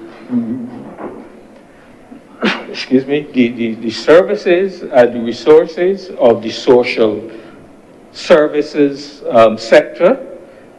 And in that way, I think we should be able to lift the delivery of the social services to a greater level and standard. And I just want to take a moment to say, you know, the social workers in this country, I think, have never really been recognized or given the recognition which they truly deserve. And I want to applaud them for the work which they have been doing over the years. You know, you have a situation where a family's house or several families' house in a district may be burned down, and the social services have to be called out in the middle of the night or in the early morning to try and deal with those issues for whatever the number of families. I mean, we had a situation not so long ago where a number of houses were destroyed in a particular community. And that really called for all of these various social service workers to be out and working to try and immediately resolve the distress of those 7 or 8 or how many ever families there were, and to see that they were made as comfortable as was possible in a very short space of time.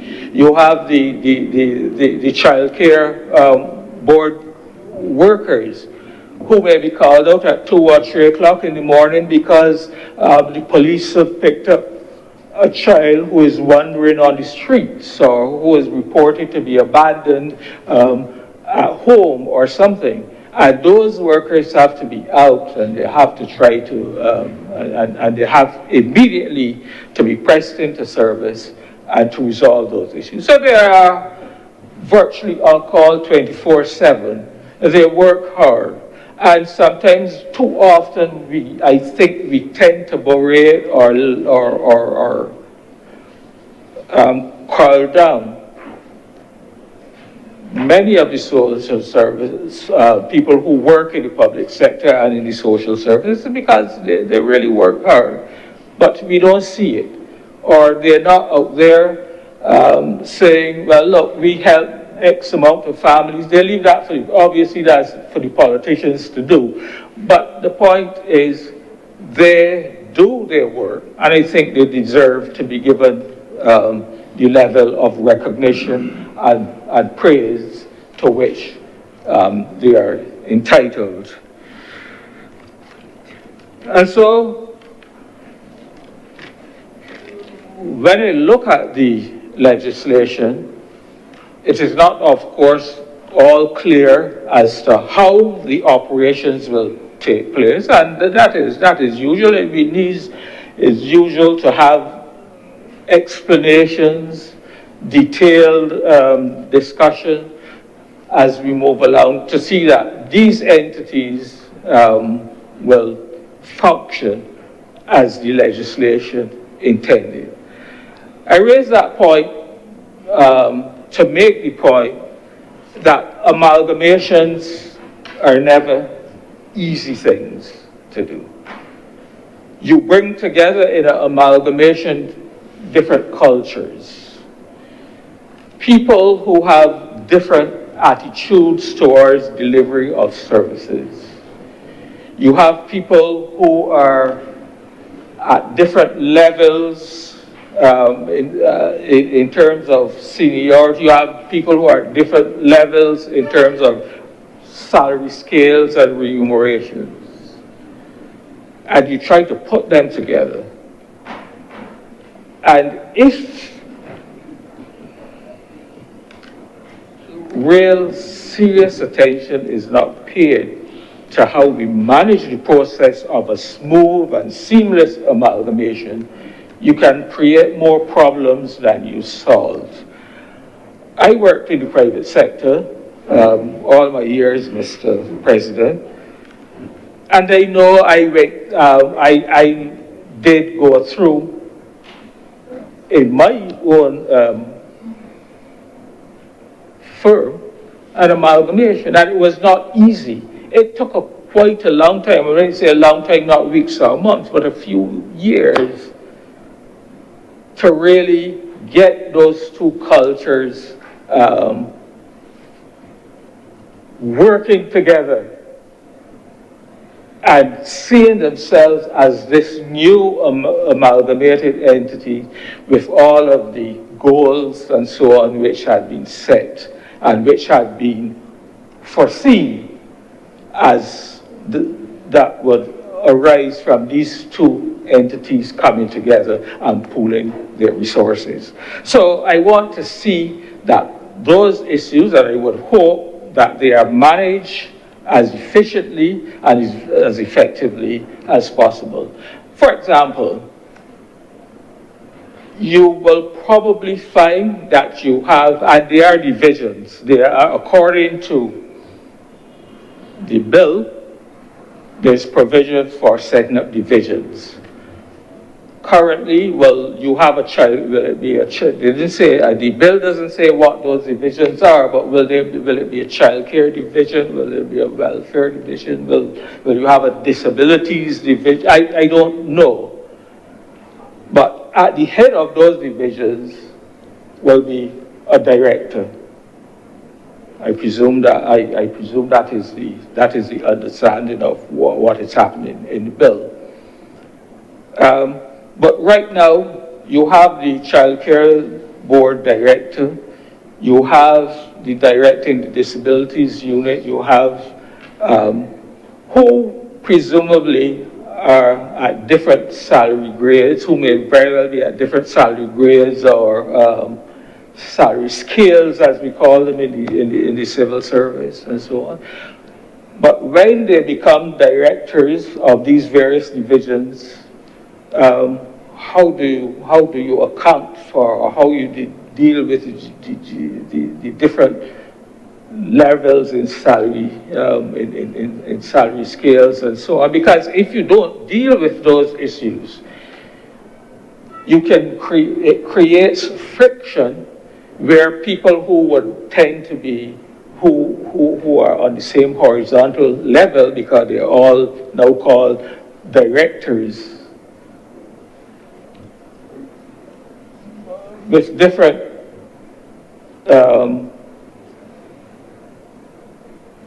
pay arrangements. How are these being resolved?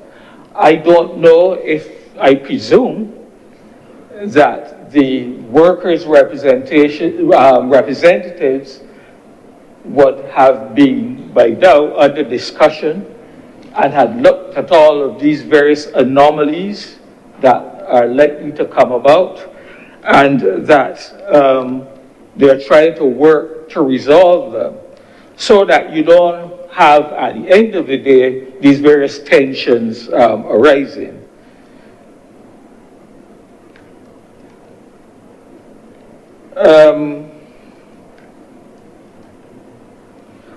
I also hope that we will see cross-training for the various social workers within this new organization. I say this because I presume there will still be continuing with some offices in various communities. For example, I know right now there's a welfare department in St. Philip. I know there's a welfare department in St. George. But when we move to this one-stop shop now, will there be social workers with the skills and with the training who will be able to deal with childcare issues or disabilities issues? In other words, how are we going to be able, in that sub-office, somewhere in St. Philip or wherever, are we going to be able to have all of the various areas of social work available, so that you can provide the services which we are hoping to do at this community level? And so over time, I would hope that there is training, cross-fertilization of the social workers who are now the experts in childcare, that they will get some training as welfare and disability workers as well, so that overall, as this entity moves forward, you have workers who can deal or who can move around within the overall entity and provide the services that are necessary to deliver of good and outstanding social services.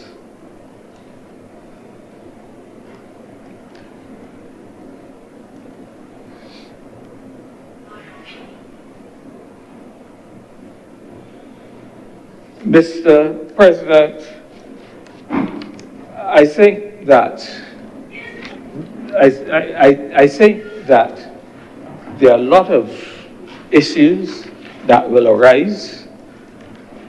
I know that this has been the case in other areas where we have seen amalgamations, and I trust, because we are dealing with a new agency, which, as I said before, its purpose is to facilitate and to deliver services to the most vulnerable persons in our community, that we wouldn't have these issues which would negate or prevent this social services department from being able to function as efficiently as it should.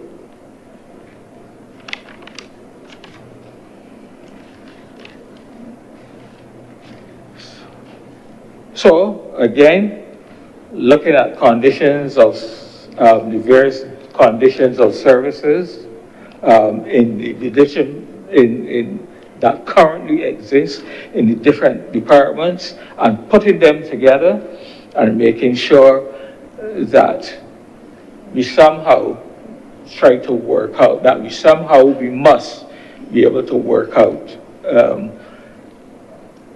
a level of satisfaction for all the staff who are going to be working with this agency.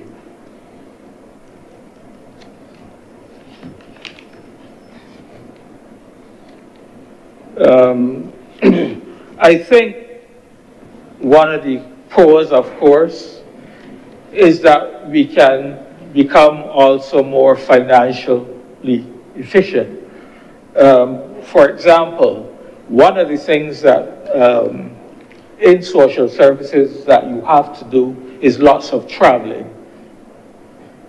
You have to travel all over the country and so on because you have to be out there and doing your own cases. And, you know, if you, again, if you're dealing with a case, and we have people who are trained in the various aspects of social services, you wouldn't necessarily need, for example, to be traveling as much to be able to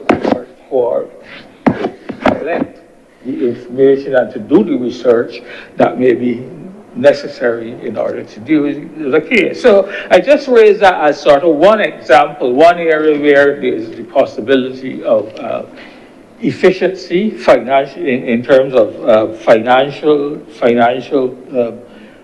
efficiency. There are other areas, of course, you're not now dealing with 3 or 4 boards, as the case may have been, but you will have one board of directors and therefore you be more efficient in terms of, and you save in that area.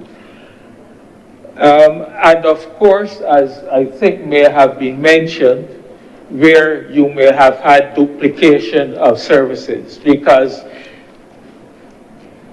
one department may have been doing things that another department may have been doing as well. So you can have that opportunity to eliminate a lot of the duplication of the services and to streamline the operations.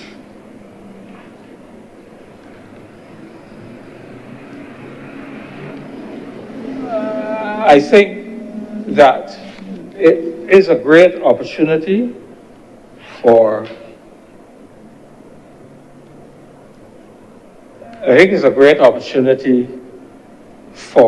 the social services to be improved significantly and for social workers to be seen as the professionals they are. And I trust that,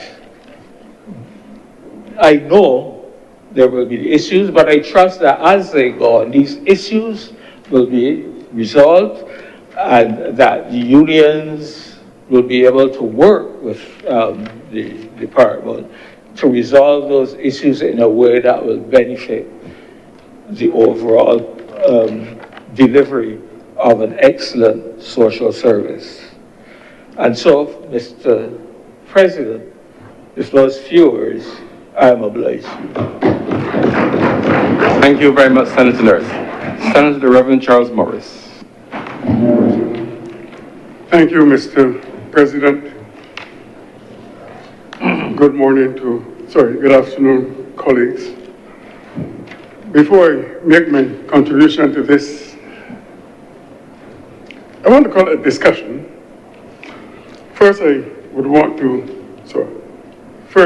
to thank Dr. Crystal Haynes for her contributions to this honorable chamber. And I also want to wish her continued success in her professional pursuits and otherwise. I also want to welcome Senator, the Honourable Jonathan Reed, to be here with us. I want to say that 1 year ago, I was in this similar situation, and I benefited tremendously from the cooperation of colleagues on this side and those who are sitting facing me. But I also want to say to Senator Reid something that Senator Cummings said to me and will constantly remind us of, and that is concerning the primacy of this institution, of the Senate. She always reminds us about the importance of it and how seriously we should take it. And sometimes she goes to the extent of saying that sometimes it supersedes all other activities.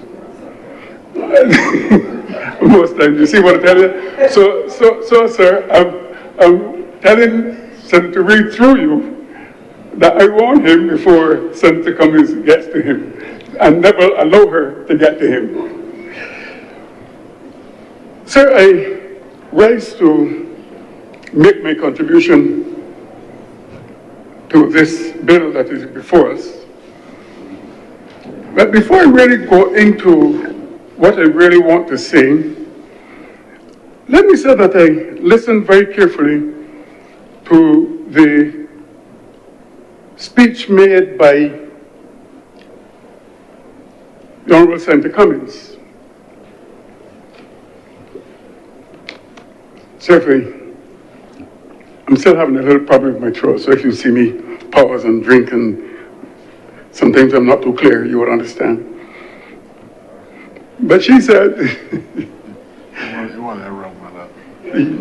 she said, sir, the senator said that when she went to Jamaica, how she saw students, children on the streets. I don't think that you can only say it, but you can't express it, how you feel. Because sometimes you get a feeling of anger, hurt. In fact, you experience all of the emotions on seeing it. And I went, through the courtesies of the Child Care Board, to many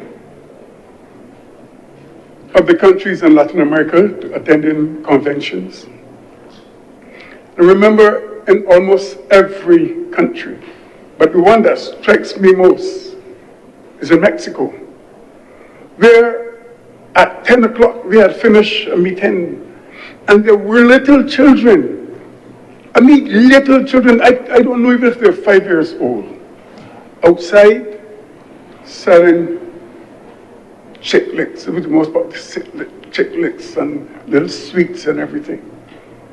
And we, I remember the director of the Child Care Board was there. And we asked, but these children go to school tomorrow?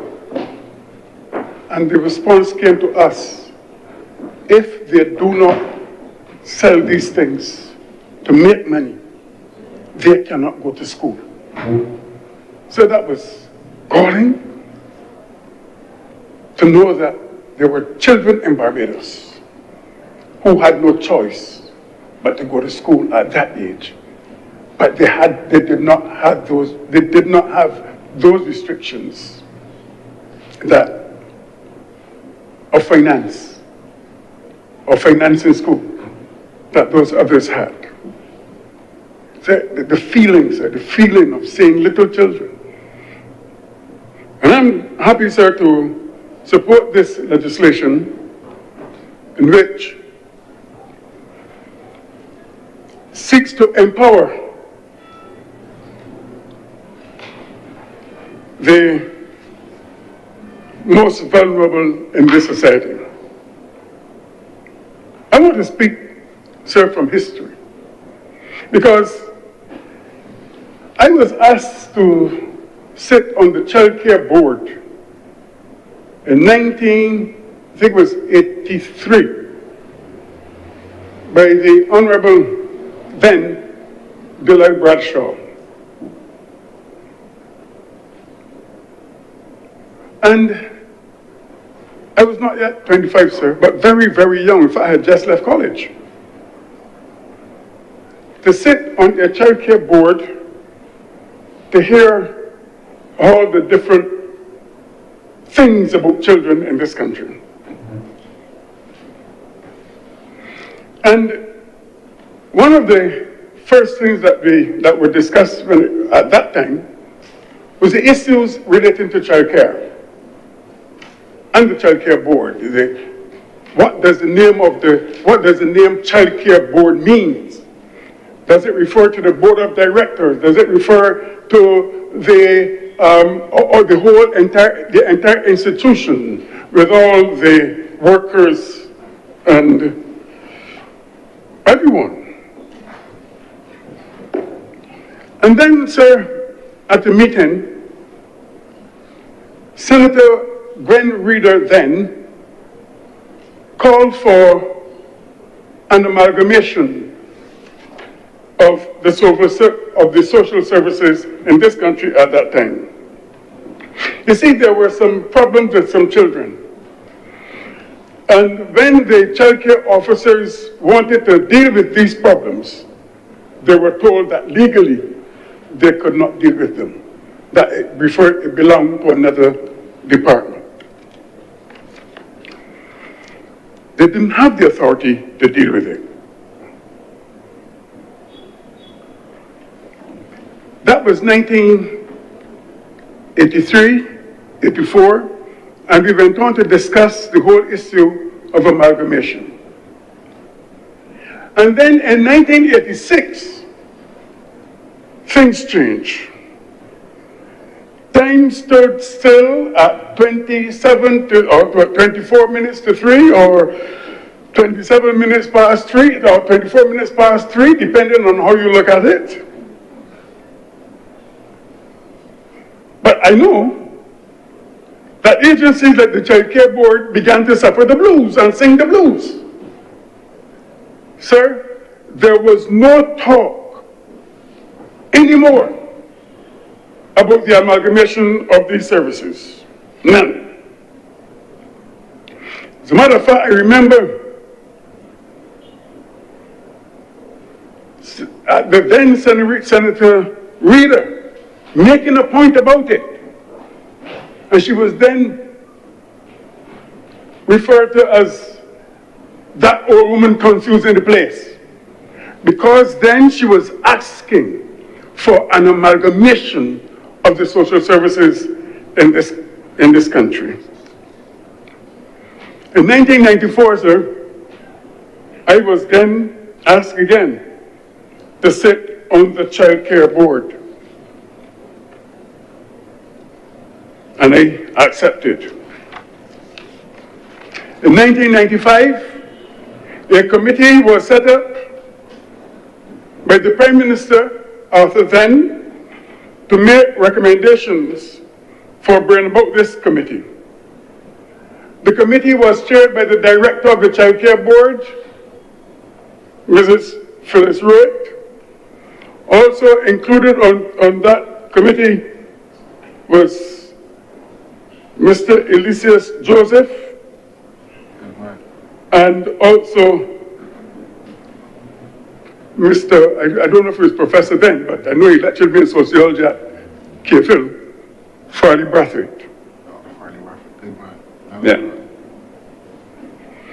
The committee reported, but there were certain shortfalls of that committee. Because, I heard, I can't remember if it was Santa World or Santa Nurse, but there were certain shortfalls. And one was costing. costing was not identified. And you know, certainly, an agency like this could not go groping about in the dark. So there was no costing. Senator Nurse referred to it, that there's an issue with in fact, he's talking about it now, but then there was an issue was made for the heads of departments. That report did not make any provisions for the heads of department. There was no organizational chart. And sir, today we have before us for consideration and approval the Social Empowerment Agency Bill. And these bills to be amalgamated are the Welfare Department, the National Disabilities Unit, the Child Care Board, and the National Assistance Board. I believe, sir, that, and I believe it's in the minds and thoughts of the persons responsible, that data, that there should be good database so that it will be easier for referral. Because in those days, you had to run from one department to the other, and sometimes it takes you time. That takes up time. And in fact, it did take up time. And I believe that once this use of database and researchers, as we'll get back to a little, once that is used, that would be an excellent thing. The other thing that I would like to see, sir, in this new era is a quality control officer. Because once this is established, there should be a team which is enabled to visit the various services to ensure that the service is doing what it is supposed to do, to ensure that training is implemented when it is needed, and to see that there's constant training for our officers who shall work in these situations. So I want to say a little about the NAB, which concerns the quality of care. They are doing a very good job. Very good job. But I believe that job descriptions should be implemented for individuals. Individuals should be clear on what they can do legally and what they ought to do. For example, how many hours they can spend with persons who are elderly, the senior citizens. Should be able to say, yes, the length of time, the things they can do. But I've known, sir, situations where they may have to say, and I want to be very frank on this, to say change Pampers for an old people, for our seniors. Can they have a bath for such, give such persons a bath? I mean, you're there, you don't know what is happening. And sometimes you do know what is happening. Do they have the authority to do these things? Can they check persons, check and monitor their blood pressure and their blood sugar? These are things, sir, that I believe that we can examine for this situation. But I want to say something that may sound controversial, and I'm accustomed to saying things that may sound a bit controversial as well. Many of our elderly are abandoned then for government to have the care of them. Many of these elderly have families. And you and I know that there are situations where a lot of these older people, or seniors, or elderly, whatever term we use, they receive their pension checks, and their pension checks go home, and those in the home make use of their pension checks.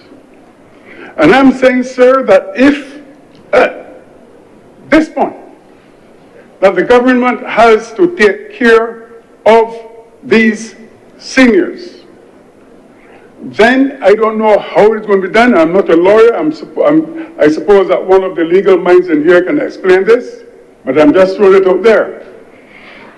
Then a mechanism should be put in place where the government, whoever is in charge of this, would be able to, or some account somewhere with these checks be opened for these people, so that that can ease the burden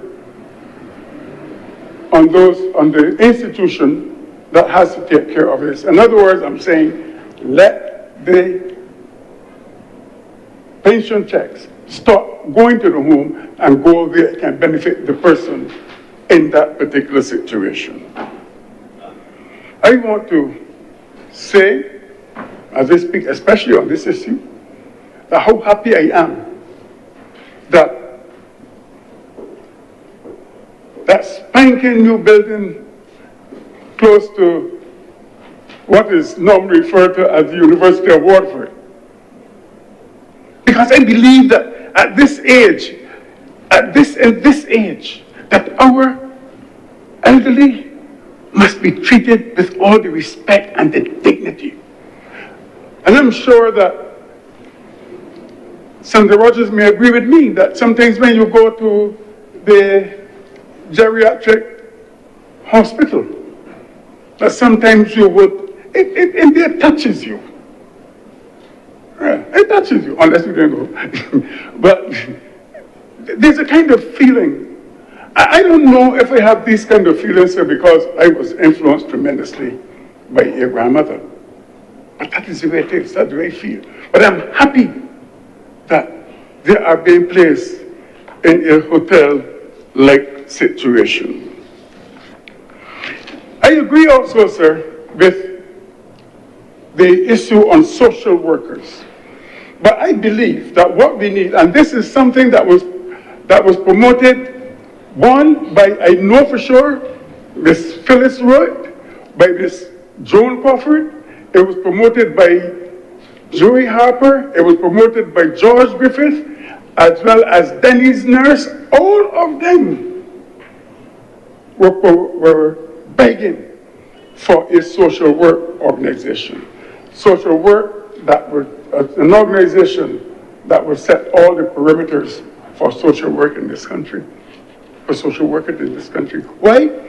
Because there are a lot of people who take up, in fact, this happened on Child Care Board, that there are persons who applied for social work positions with a degree in sociology. And sociology and social work are two different disciplines. So I would vouch for a professional social work organization. I want to answer by referring, not quoting, but referring to a document that was distributed to us some time ago in terms of the benefits of an amalgamated social service system. And one of them, that there would be improvement in both the coordination and the efficiency of the services rendered. There would be better communication. There would be reduced duplication of efforts. More effective resource allocation. That is one. You wouldn't have to go running here, there, and yon, and people would know exactly what which department is responsible for which area. You know what? When it comes to dealing with issues, there can be an holistic approach in dealing with the persons, the agencies. Sometimes you may have a situation where you can immediately call the responsible persons from any other department and say, let us meet on this particular activity. Let us meet with this concern. It wasn't done so before, sir. You will have a better use of your resources. But what is even more, sir, is that the delivery of the service will be prompt, it will be efficient, it will be effective. And all of this, sir, augurs well for an efficient social service entity. Even now in terms of disaster preparedness, one body will be dealing with this. What happens when disaster strikes? You don't have to go ahead and get one body, one social agency dealing with this. As I close, sir, I would want to say that I believe that if there are two persons that are very happy today, that they have lived to see the fruition of their efforts over the years, would be Mrs. Joan Crawford and Miss Denise Nurse. Those two voices I know, I've experienced, were advocating for this for many years. I thank you, sir. Thank you very much, Senator Reverend Morris. You ready? Senator Cummins. Mr. President, I'd like to move the suspension of this sitting of the Honourable Senate for 1 hour for lunch to resume at 2:45 p.m.